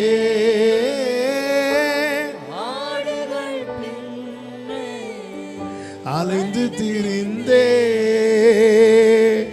அரியணை ஏற்றி அழகு பார்த்தீ, அரியணை ஏற்றி கரங்களை உயர்த்தி, நான் கண்ட மேன்மைகள் எல்லாம் உம் கரத்தினீவு, நான் பார்க்கும் உயர்வுகள் எல்லாம் மீறிந்தும் தயவு, நான் கண்ட மேன்மைகள்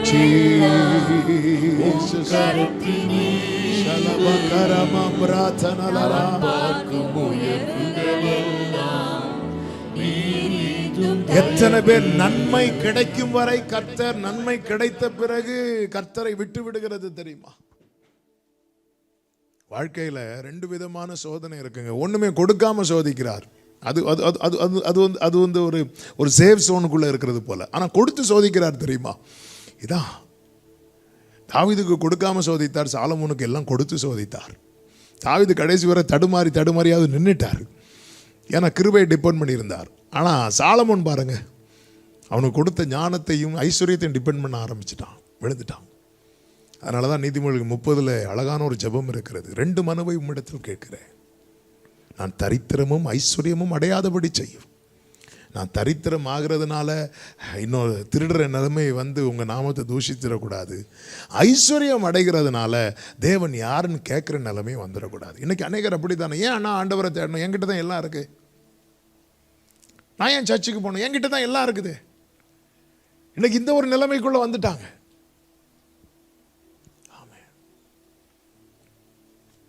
அதனால நீதிமொழி 30 சொல்லப்பட்டிருக்கு, ஆண்டவரே என் படியை எனக்கு அளந்து தாங்க, உங்களுக்கு தெரியும்பா.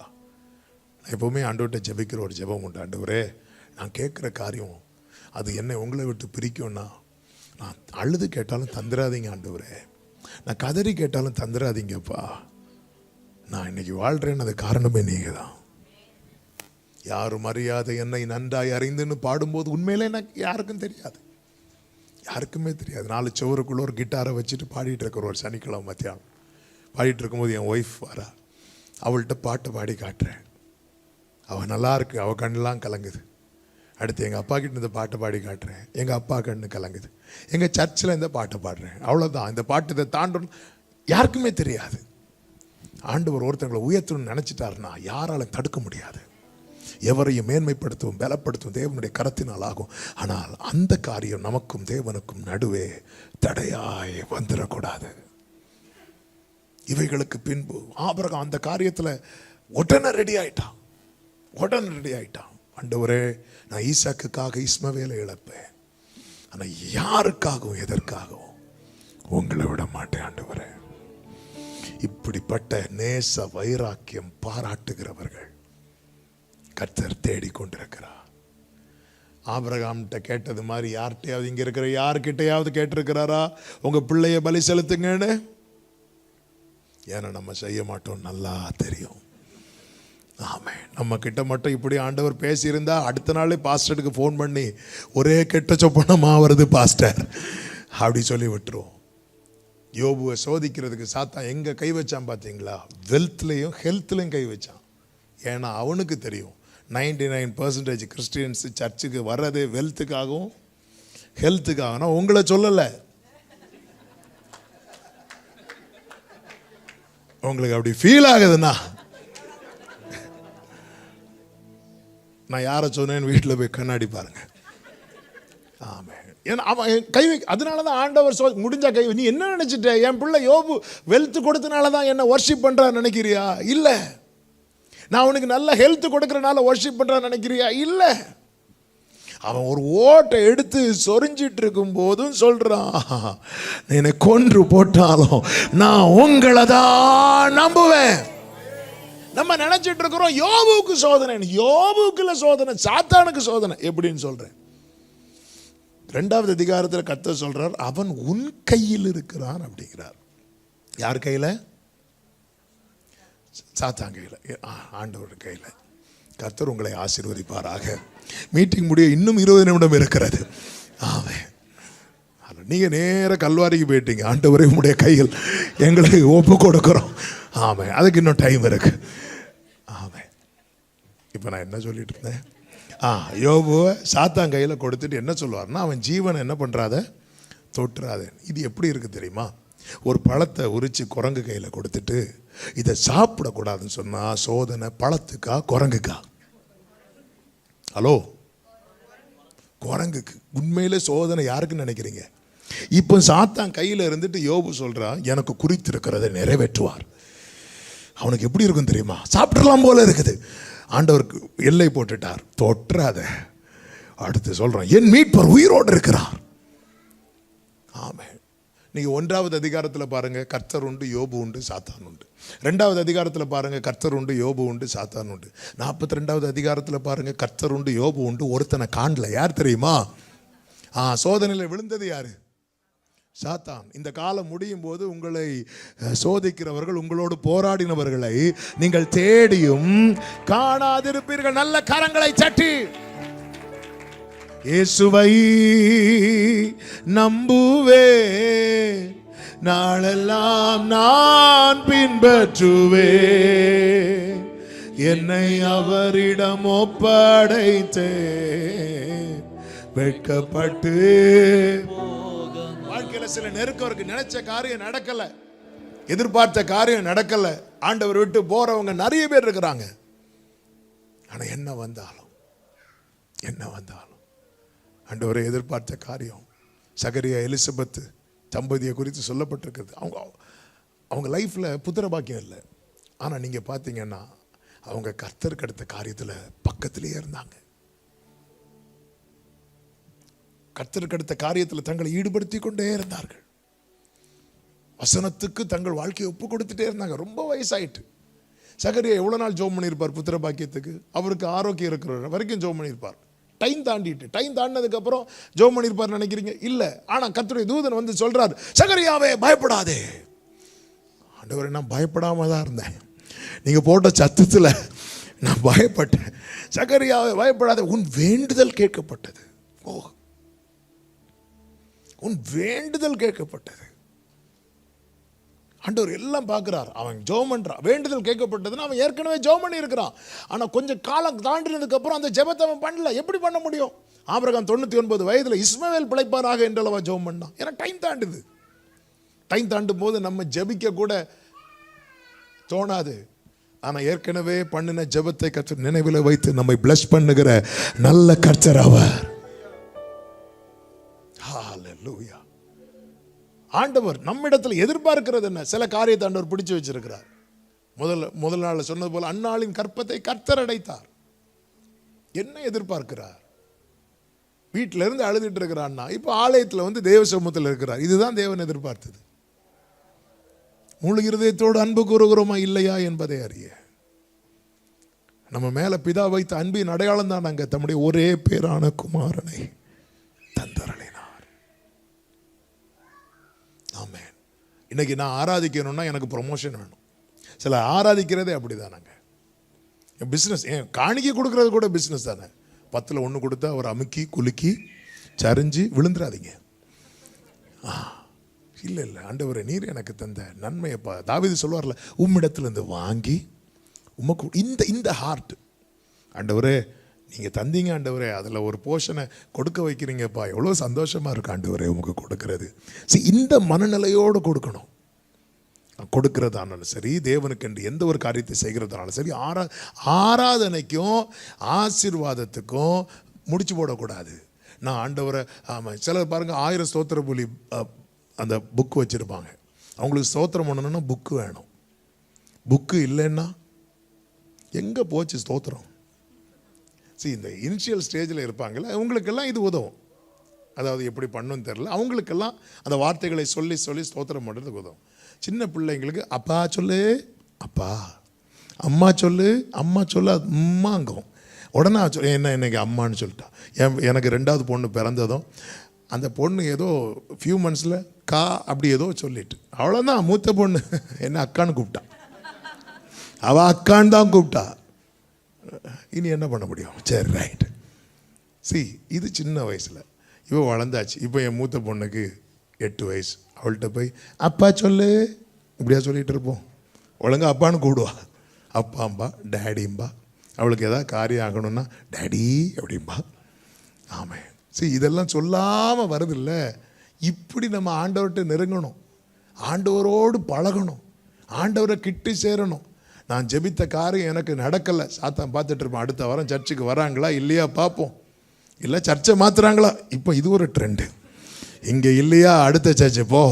இங்கே அவ்வளோ இல்லை. எங்கள் ஊர்லலாம் கால் தட்டி விழுந்தா ஒன்று ஹாஸ்பிட்டல் இல்லைன்னா சர்ச்சு.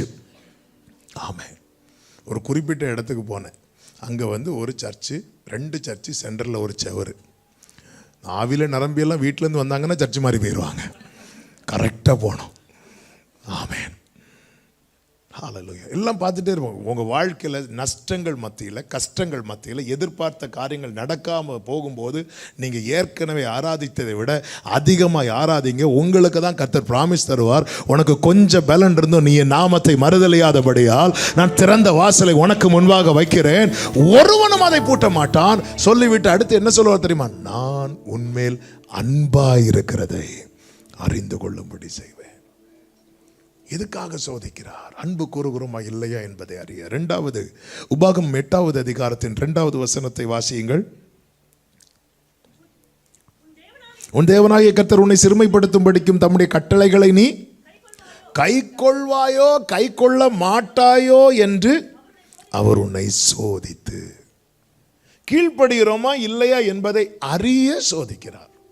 இந்த சோதனை ஏதேன் தோட்டத்திலிருந்து கடைசி வரை இன்று வரைக்கும் தொடர்ந்து கொண்டுதான் இருக்கிறது. ஆபிரகாம் கிட்ட கர்த்தர் சொன்னார்ல, ஆபிரகாம் என்ன செய்தான்? 3வது வசனத்தை வாசியுங்கள். 22:3. ஆபிரகாம் அதிகாலையில் எழுந்துன்னா என்ன அர்த்தம்? நைட் ஆண்டவர் சொல்லிட்டாரு, முதல் வேலை கர்த்தர் சொன்னதை செய்கிறது. கைகளை உயர்த்தி ஒரு ஆமீன் சொல்லுங்க பார்க்கலாம். முதல் வேலை அதிகாலையில் எழுந்து. ஆண்டவர் சும்மா அவனை சிநேகிதன் என்று சொல்லவில்லை. தலைமுறை அந்த அளவுக்கு பிளஸ் பண்றதுக்கு ரீசன் என்னன்னா இந்த ஒரு மனுஷனுடைய கீழ்ப்படிதல். ஆமென். அதிகாலையில் எழுந்து என்ன செய்தானாம்? கழுதையின் மேல் சேணங்கட்டி தன் வேலைக்காரரில் 2 பேரையும் தன் குமாரன் ஈசாக்கையும் கூட்டிக் கொண்டு தகன பலிக்கு கட்டைகளை பிளந்து கொண்டு தேவன் தனக்கு குறித்த இடத்துக்கு புறப்பட்டு போனான். முதல் வேலை. ஆண்டவர் சமூகத்தில் வார்த்தையை கேட்குறோமே, வார்த்தையை கேட்கும்போது ஆண்டவர் உணர்த்துவார், இதை பண்ணுங்க இதை பண்ணுங்க இதை பண்ணுங்கன்னு சொல்லும்போது நம்ம மைண்டில் எப்படி செட் பண்ணணும் தெரியுமா? முதல்ல இதை தான் செய்யணும், ஃபர்ஸ்ட் நான் இதை தான் செய்யணும். அந்த எண்ணத்தோடையே வீட்டுக்கு போனோம். பவுலுக்கு தேவன் உணர்த்தின போது பவுல் சில காரியத்தை நஷ்டம் என்று எண்ணினான். அழகா இருக்கும் அந்த வசனம். நஷ்டம் என்று எண்ணினேன், நஷ்டம் என்று எண்ணிக்கொண்டிருக்கிறேன், குப்பை என்று விட்டேன் அப்படிங்கிறார். எண்ணினேன், எண்ணிக்கொண்டிருக்கிறேன், விட்டுட்டேன். நம்ம இங்கிருந்து நஷ்டம் என்று எண்ணுவோம், வீட்டில் போய் இது நஷ்டமா இது லாபம் தானே, அங்கே போய் மாற்றுவோம், விட மாட்டோம். சர்ச்சில் வந்து விடுவோன்னு கை தூக்குவோம், வீட்டில் போய் விடமாட்டோன்னு பிடிச்சி வச்சுட்டு இருப்போம். அதை எண்ணினேன், எண்ணிக்கொண்டே இருந்தேன், இது வேண்டாம் இது வேண்டாம் இது வேண்டாம் அப்படி எண்ணிட்டே இருக்கிறேன், அதை விட்டுட்டேன். ஃபஸ்ட்டு என் வாழ்க்கையில் ஒரு நாளை கர்த்தர் தந்திருக்கிறார். காலை தோறும் அவருடைய கிருபை புதிதாக இருக்கிறது. அவர் ஊதுறார். முதல் மனிதனை ஊதுனது போல டெய்லி அவர் ஊதுறது தான் கிருபை. அவர் மட்டும் ஒரு நாள் ஊத மறந்தால் போதும், நமக்கு ஊதிடுவாங்க. இதை மறந்துடவே கூடாது. டெய்லி அப்படி ஊதுறார், அதான் கிருபை. அந்த கிருபையில் நம் கண் திறக்கிறோம். காலை தோறும் அவருடைய கிருபை புதிதாக இருக்கிறது.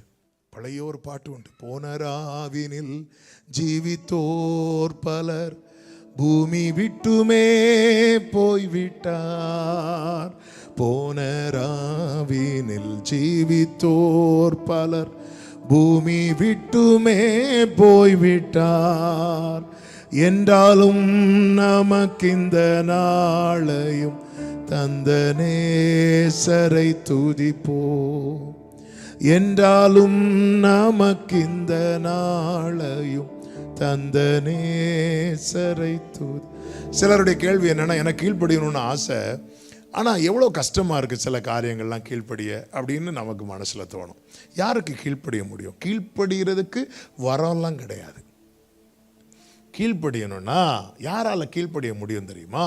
1 யோவான் 5வது அதிகாரம் அதனுடைய 3வது வசனத்திலே சொல்லப்பட்டிருக்கிறது. 1 யோவான் 5:3 வாசியுங்கள். நாம் தேவனுடைய கற்பனைகளை கைக்கொள்ளுவதே அவரிடத்தில் அன்பு கூறுவதாம். அடுத்த வார்த்தை, அவருடைய கற்பனைகள். இந்த வசனத்தை ஒரே லைன்ல சொல்லி தரவா? அவருடைய கற்பனைகள் பாரமானவைகள் அல்ல. யாருக்கு?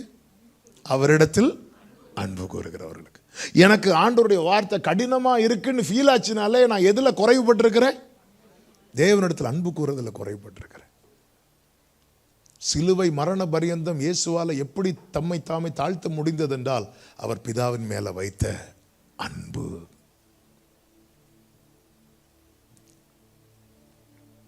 ஹல்லேலூயா. ஆமென். சி மேஜர் கூட ஒரு பாடலை ஆண்டவர் பாட வைத்தார்.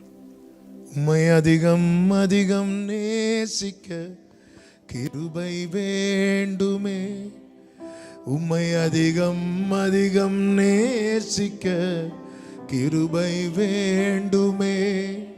பொய்யான வாழ்க்கை வாழ்ந்த நாட்கள் போதுமே,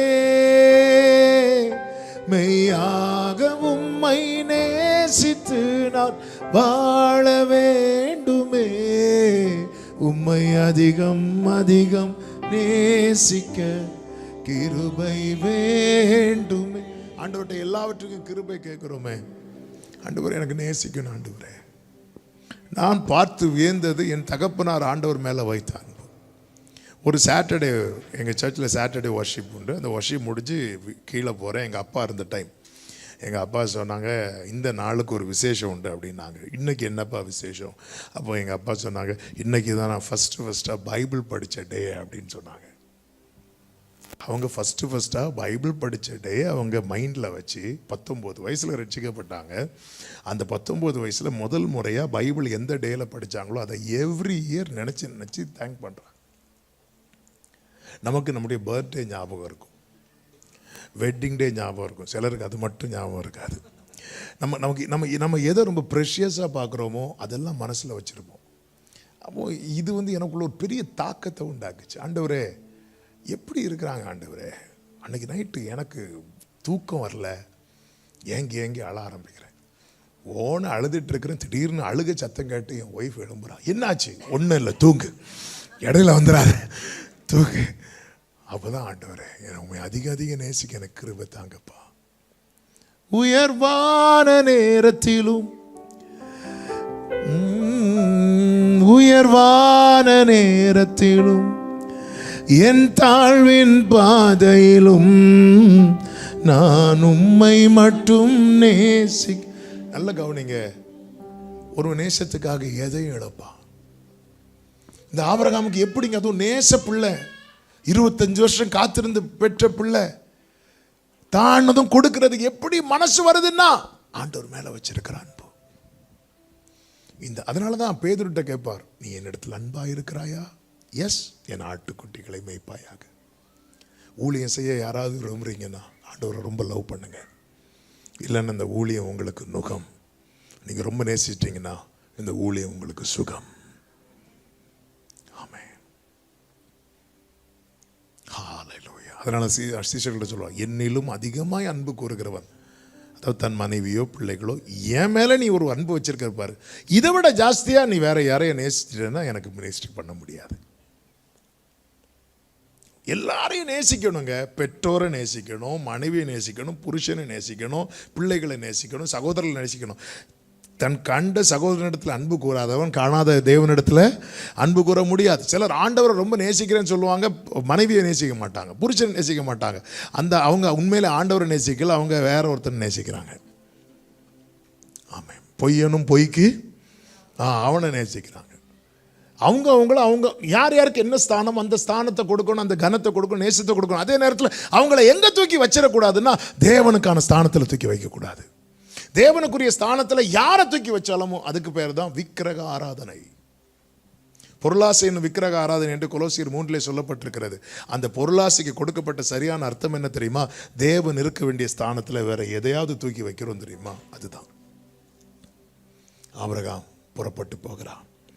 நான் இந்த சம்பவத்துக்குள்ளே கொஞ்சம் வந்துவிட்டு அந்த 3வது காரியத்தை சொல்லி ஜெபிக்க விரும்புகிறேன். ஒரு 5 நிமிடத்தில் இவங்க 4 பேருமாக டிராவல் பண்ணுறாங்க. 3 நாள் பிரயாணம் பண்ணி புறப்பட்டு போகும்போது 4வது வசனத்தில் சொல்லப்பட்டிருக்கிறது, 3ஆம் நாளில் ஆபிரகாம் தன் கண்களை ஏறெடுத்து பார்த்து தூரத்தில் அந்த இடத்தை கண்டான். அப்பொழுது ஆபிரகாம் தன் வேலைக்காரரை நோக்கி, நீங்கள் கழுதையை நிறுத்தி இங்கே காத்திருங்கள், நானும் பிள்ளையாண்டானும் அவ்விடம் மட்டும் தொழுது கொண்டு திரும்பி வருவோம் அப்படிங்கிறாங்க. இப்போ ஆபிரகாம் என்ன பண்ணுறாருன்னா, விறகு தூக்கி ஈசாக்கு தலை மேலே வச்சாச்சு.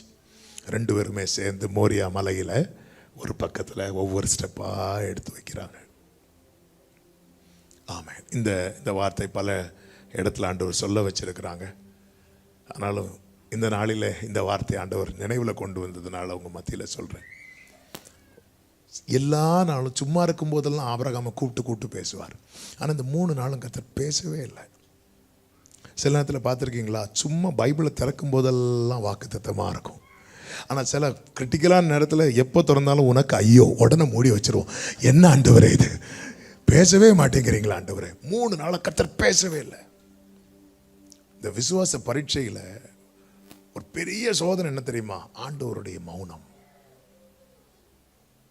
ஆண்டவருடைய அமைதி. அந்த நேரத்தில் நம்ம என்ன பண்ணுறோம்? அவர் பார்த்துட்டே இருக்கிறார். இப்போ ஈசாக்கு கேட்குறான், அப்பா ஆட்டுக்குட்டி எங்கப்பா? ஆபிரகாம்கிட்ட சொல்ல முடியுமா, மகனே அது நீதான்? அங்கேயே விறகு போட்டுட்டு ஓடி இருப்பான். விசுவாச பாதையில் பல கேள்விகள் வரும். இப்படிப்பட்ட கேள்விகளுக்கான பதில் தான் யெகோவா ஈரே. இன்னைக்கு காத்திருக்கிறவர்களாக இருக்கலாம், சில சோதனையின் பாதையில் நடக்கிறவர்களாக இருக்கலாம். உங்கள் வாழ்க்கையில் ஏதாவது கேள்வி வரும்போது இது கர்த்தர் அனுமதித்த பாதைங்கிற நிச்சயம் இருந்தா நீங்க தைரியமா கன்ஃபஸ் பண்ணுங்க, யெகோவா ஈரே, கர்த்தர் பார்த்து கொள்வார். நல்ல கரங்களை தட்டி ஆமென் சொல்லுங்க பார்க்கலாம். கர்த்தர் பார்த்து கொள்வார். நீர் இருக்க கவலை எனக்கில்லையே, நீரெல்லாம் பார்த்து கொள்வீரே. யெகோவாயீரே, யெகோவாயீரே, யெகோவாயீரே, யெகோவாயீர். கேள்விகளுக்கு பதில் என்ன? பதில் என்னமே எதுவுமே சொல்ல. யெகோவாயீரே, கர்த்தர் பார்த்துக் கொள்வார், அவ்வளவுதான். என் ஆபிரகாமுக்கு தெரியும், இந்த பாதை நான் நியமித்த பாதை அல்ல, கர்த்தர் நியமித்த பாதை. என் ஆண்டவர் என் வாழ்க்கையில தீமையாக ஒன்றுமே செய்ய மாட்டார். அழைத்தவர் உண்மையுள்ளவர். ஹல்லேலூயா. புறப்பட்டு போறாங்க. குறிப்பிட்ட இடம் வருது. கல்லெல்லாம் அடுக்கி வைக்கிறாங்க. ஒரு பலிபீடம் கட்ட 2-3 மணிக்கு மினிமம் 2 பேர் நிற்கிறாங்க. கல்லெல்லாம் அடுக்கி வைக்கிறாங்க. நான் நினைக்கிறேன், கல் அடுக்கி வைக்கும் போது ஆபிரகாம் அப்படி பார்த்துருப்பான். ஈசாக்கும் தேடி இருப்பான். ஆபிரகாம் தேடி இருப்பானான்னு தெரியல. ஏன்னா ஆபிரகாமுக்கு தெரியும் யார் தான் பலி செலுத்த போறோம். ஆனா ஈசாக்கு யாரை தேடி இருப்பான்? ஆட்டுக்குட்டி. அப்பதான் சொன்னாரு, ஆட்டுக்குட்டியை கர்த்தர் பார்த்து கொள்வான். தேடி இருப்பான். இல்லை, எல்லாம் புரிந்து கொள்ளுங்கள். அந்த நேரம் வரும் தெரியுமா? அதுவரை நம் கண்களுக்கு தெரியாதவைகள் அவருடைய வேலை வரும்போது நம் கண்களுக்கு கர்த்தர் காண்பித்து தருவார். அந்த இடத்துல தான் கல்லை ஒவ்வொரு கல்லையா எடுத்து வைக்கிறாங்க. ஒவ்வொரு கல்லையா எடுத்து வைக்கிறாங்க. இப்போ பலிபீடம் கட்டியாச்சு.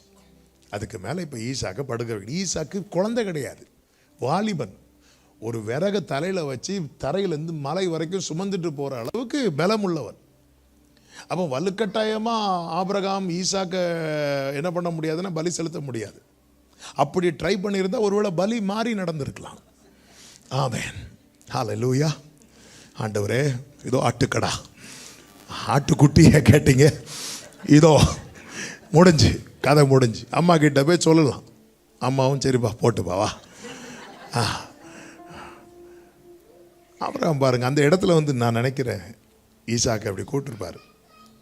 மகனை 3 நாளைக்கு முன்னாடி அப்பா பேசினாங்க, ஒன்றை தான் கேட்டாங்க. ஈசாக்கு, என்னையா அப்பா கேட்டாங்க? ஆமாம். அப்போ என் கையை காலை கட்டுங்கப்பா. இங்கே ஒரு பெரிய சத்தியம் இருக்குது தெரியுமா? ஆபிரகாம் கர்த்தருடைய வார்த்தைக்கு உடனே கீழ்ப்படிந்தான்.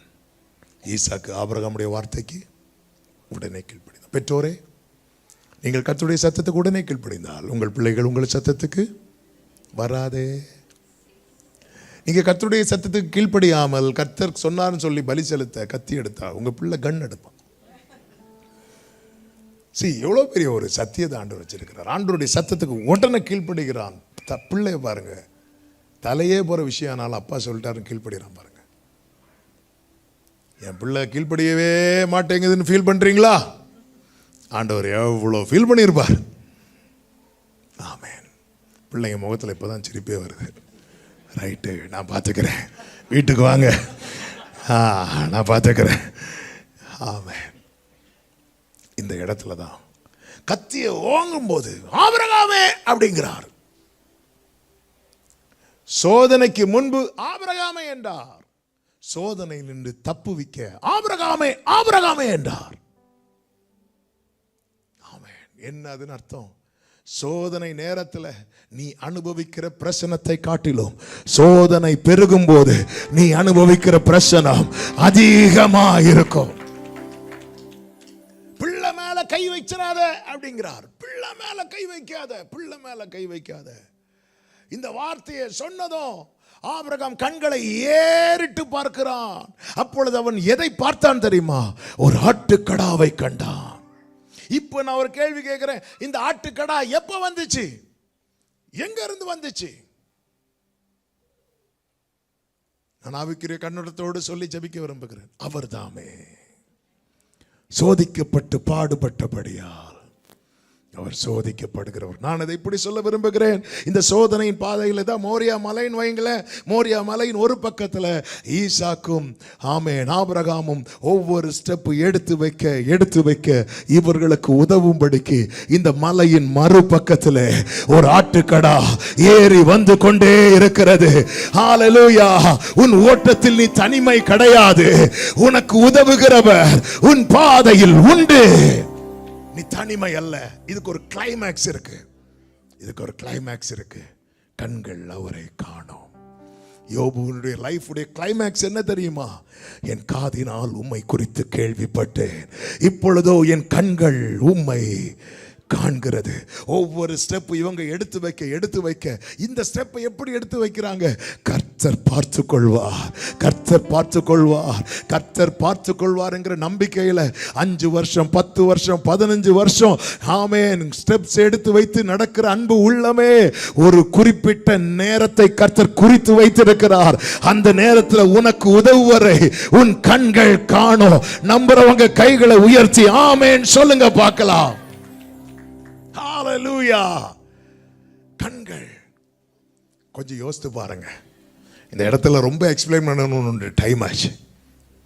ஆமென். ஆபிரகாமே ஆபிரகாமேன்னு கூப்பிட்டார்ல, ஆபிரகாம் கண்களை ஏறிட்டு பின்னிட்டு பார்த்தான். அந்த டோர்ல இருந்து, பிரதர் உங்க பேர் என்ன? பிரகாஷ் அப்படின்னு பாஸ்டர் கூப்பிடுறாங்கன்னு வைங்கள, நீங்க எந்த பக்கம் திரும்பி பார்ப்பீங்க? Door side. ஏன்னா சவுண்ட் எங்க இருந்து வருது? ஆபிரகாம் எந்த பக்கம் திரும்பி பார்க்கிறார் தெரியுமா? சத்தம் வந்ததுக்கு அப்புறம் திரும்பி பார்க்கிறான். ஆமென். ஆதியிலே வார்த்தை இருந்தது, அந்த வார்த்தை தேவனிடத்தில் இருந்தது, அந்த வார்த்தை தேவனாய் இருந்தது, அந்த வார்த்தை மாம்சமாகி இறங்கி வந்தது. என் ஆண்டவர் அங்கிருந்து பேசுகிறவர் மட்டுமல்ல, எனக்கு உதவும்படி இறங்கி வந்தவர். அவர் நாமம் இயேசு கிறிஸ்து. அவரை காண்பித்துதான் ஆமென். அன்று ஈசாக்கு கேட்டானே, ஆட்டுக்குட்டி எங்கே என்று, எங்கே என்ற கேள்விக்கு யோவான் ஸ்நானன் பதில் சொல்லுகிறார். இயேசுவை காண்பித்து, இதோ உலகத்தின் பாவத்தை சுமந்து தீர்க்கிற தேவ ஆட்டு குட்டி, நல்ல கரங்களை சட்டி ஆமென். அவர் தேவ தூதருக்கு உதவியாய் கை கொடாமல் ஆபிரகாமின் சந்ததிக்கு உதவியாய் கை கொடுத்தார். ஹalleluya. ஆமென். நல்ல புரிந்து அழிப்பதுதான் தேவ சித்தம் என்றால் நம்மளெல்லாம் அழிக்கிறதுக்கு எவ்வளவு நேரம் தாங்க ஆகும்? முடிஞ்சது. ஆமென். ஹalleluya. இந்த தீபம் எத்தனை முறை மங்கினது. யோபு அழிக்க விடலையே, ஜீவனை தந்ததும் அல்லாமல் தயையும் பாராட்டினீர். உடைய பராமரிப்பின் ஆவியை காப்பாற்றினது எதற்கு தெரியுமா? நீ ஒரு தலைமுறைக்கு கண்ட பிரச்சனையின் பலனை 4 தலைமுறைக்கு நீ அனுபவிக்கணும். ஹalleluya. சோதனை ஒரு தலைமுறை, நன்மை 4 தலைமுறை. ஆபிரகாம் காத்திருந்தது 25 வருஷம், அந்த நன்மையை அனுபவித்தது 75 வருஷம். உங்களை எவ்வளவு காத்திருக்க வைக்கிறாரோ அவ்வளவுக்கு அதிகமாய் அந்த பலனை அனுபவிக்கும்படிக்கு கர்த்தர் அனுக்கிரகம் செய்கிறார். ஆமென் சொல்லுங்க பார்க்கலாம். ஒரு வசனத்தை வாசிங்க, ஜெபிக்கலாம். இப்பொழுது இங்க என்ன நடக்குது தெரியுமா? கர்த்தர் ஆபிரகாமை ஈசாக்கையும் பிளஸ் பண்றார், வாக்குத்தத்தங்களாய் பொழிந்து கொண்டிருக்கிறார். இப்போ தெரியுமா ஏன் இதை சோதிக்கிறார் என்று? ஆமென். உபாகமம் 8:15 வாசியுங்கள். உபாகமம் 8:15.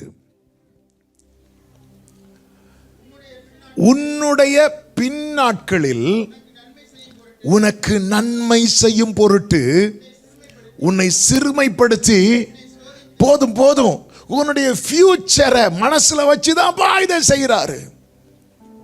உன்னுடைய பின்னாட்களில் உனக்கு நன்மை செய்யும் பொருட்டு. ஆண்டவரே, அதனாலதான் சொன்னேன், இது நமக்கு தெரியாது. யோபுவின் குறித்து யாக்கோபு 5:11 என்ன சொல்லப்பட்டிருக்கிறது? யோபுவின் பொறுமையை குறித்தும் கர்த்தருடைய செயலின் முடிவை குறித்தும் கேள்விப்பட்டிருக்கிறீர்களே. கர்த்தர் மிகுந்த உருக்கமும் இரக்கம் உள்ளவர். யோபு வாழ்க்கையில் நடந்ததை பார்த்தா கர்த்தர் இரக்கம் உள்ளவர்னு சொல்ல முடியுமா? இல்லை. ஆனால் ரிசல்ட் பார்க்கும்போது தெரியுது எவ்வளோ நல்ல ஆண்டவர். உன்னுடைய பின்னாட்களில் மோரியா மலைக்கு போகிறதுக்கு முன்னாடி ஆபிரகாமை கூப்பிட்டு கேட்கலாமா, ஆபிரகாமே எங்கே போகிறீங்க? அது ஆண்டவர் என் பிள்ளைய பலி செலுத்த சொன்னார்.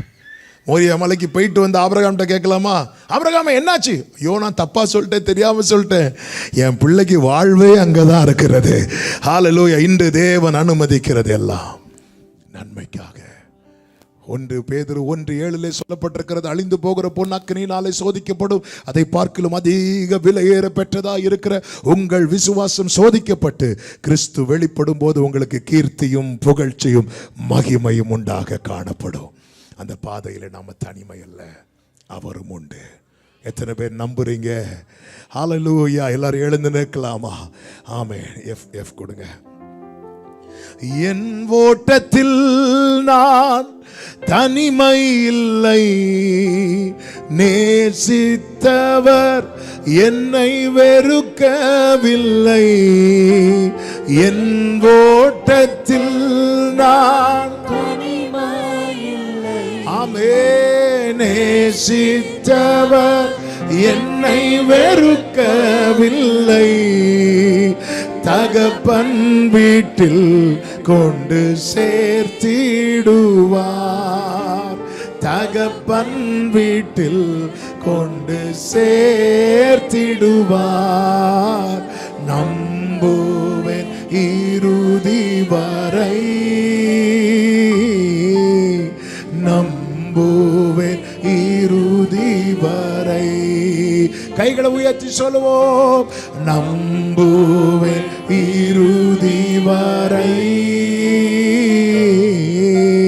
நம்புவேன் இறுதி வரை. அப்படி ரெண்டு கைகளை விரித்து ஏதும் இல்லை, ஏதும் இல்லை என்ற கவலை இல்லை.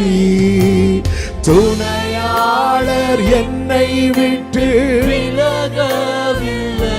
ஆமென். ஏதும் இல்லை என்ற கவலை இல்லை. துணையாளர் என்னை விட்டு விலகவில்லை. ஓ சொன்னதை செய்திடும், சொன்னதை செய்திடும். ஓ எஸ் லார்ட், சொன்னதை செய்திடும். சத்தமா சொல்லுங்க. நம்புவேன், நம்புவேன் இறுதி வரை.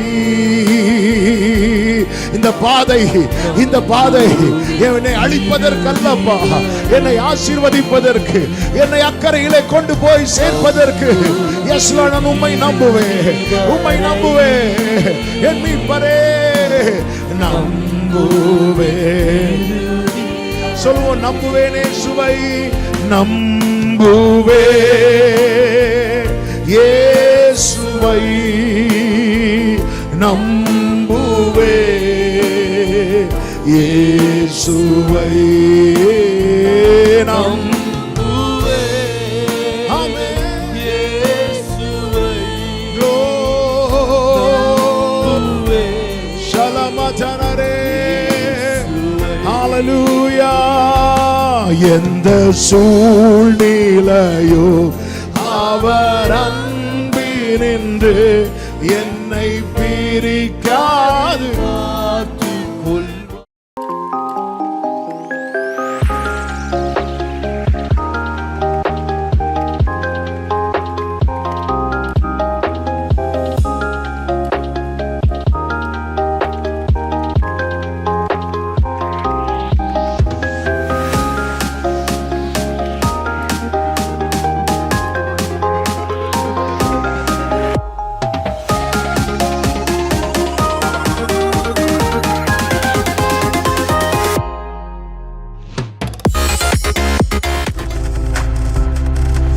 நீங்கள் பார்த்து கொண்டிருப்பது உங்கள் ஜாய் டிவி. உங்கள் துக்கம் சந்தோஷமாய் மாறும்.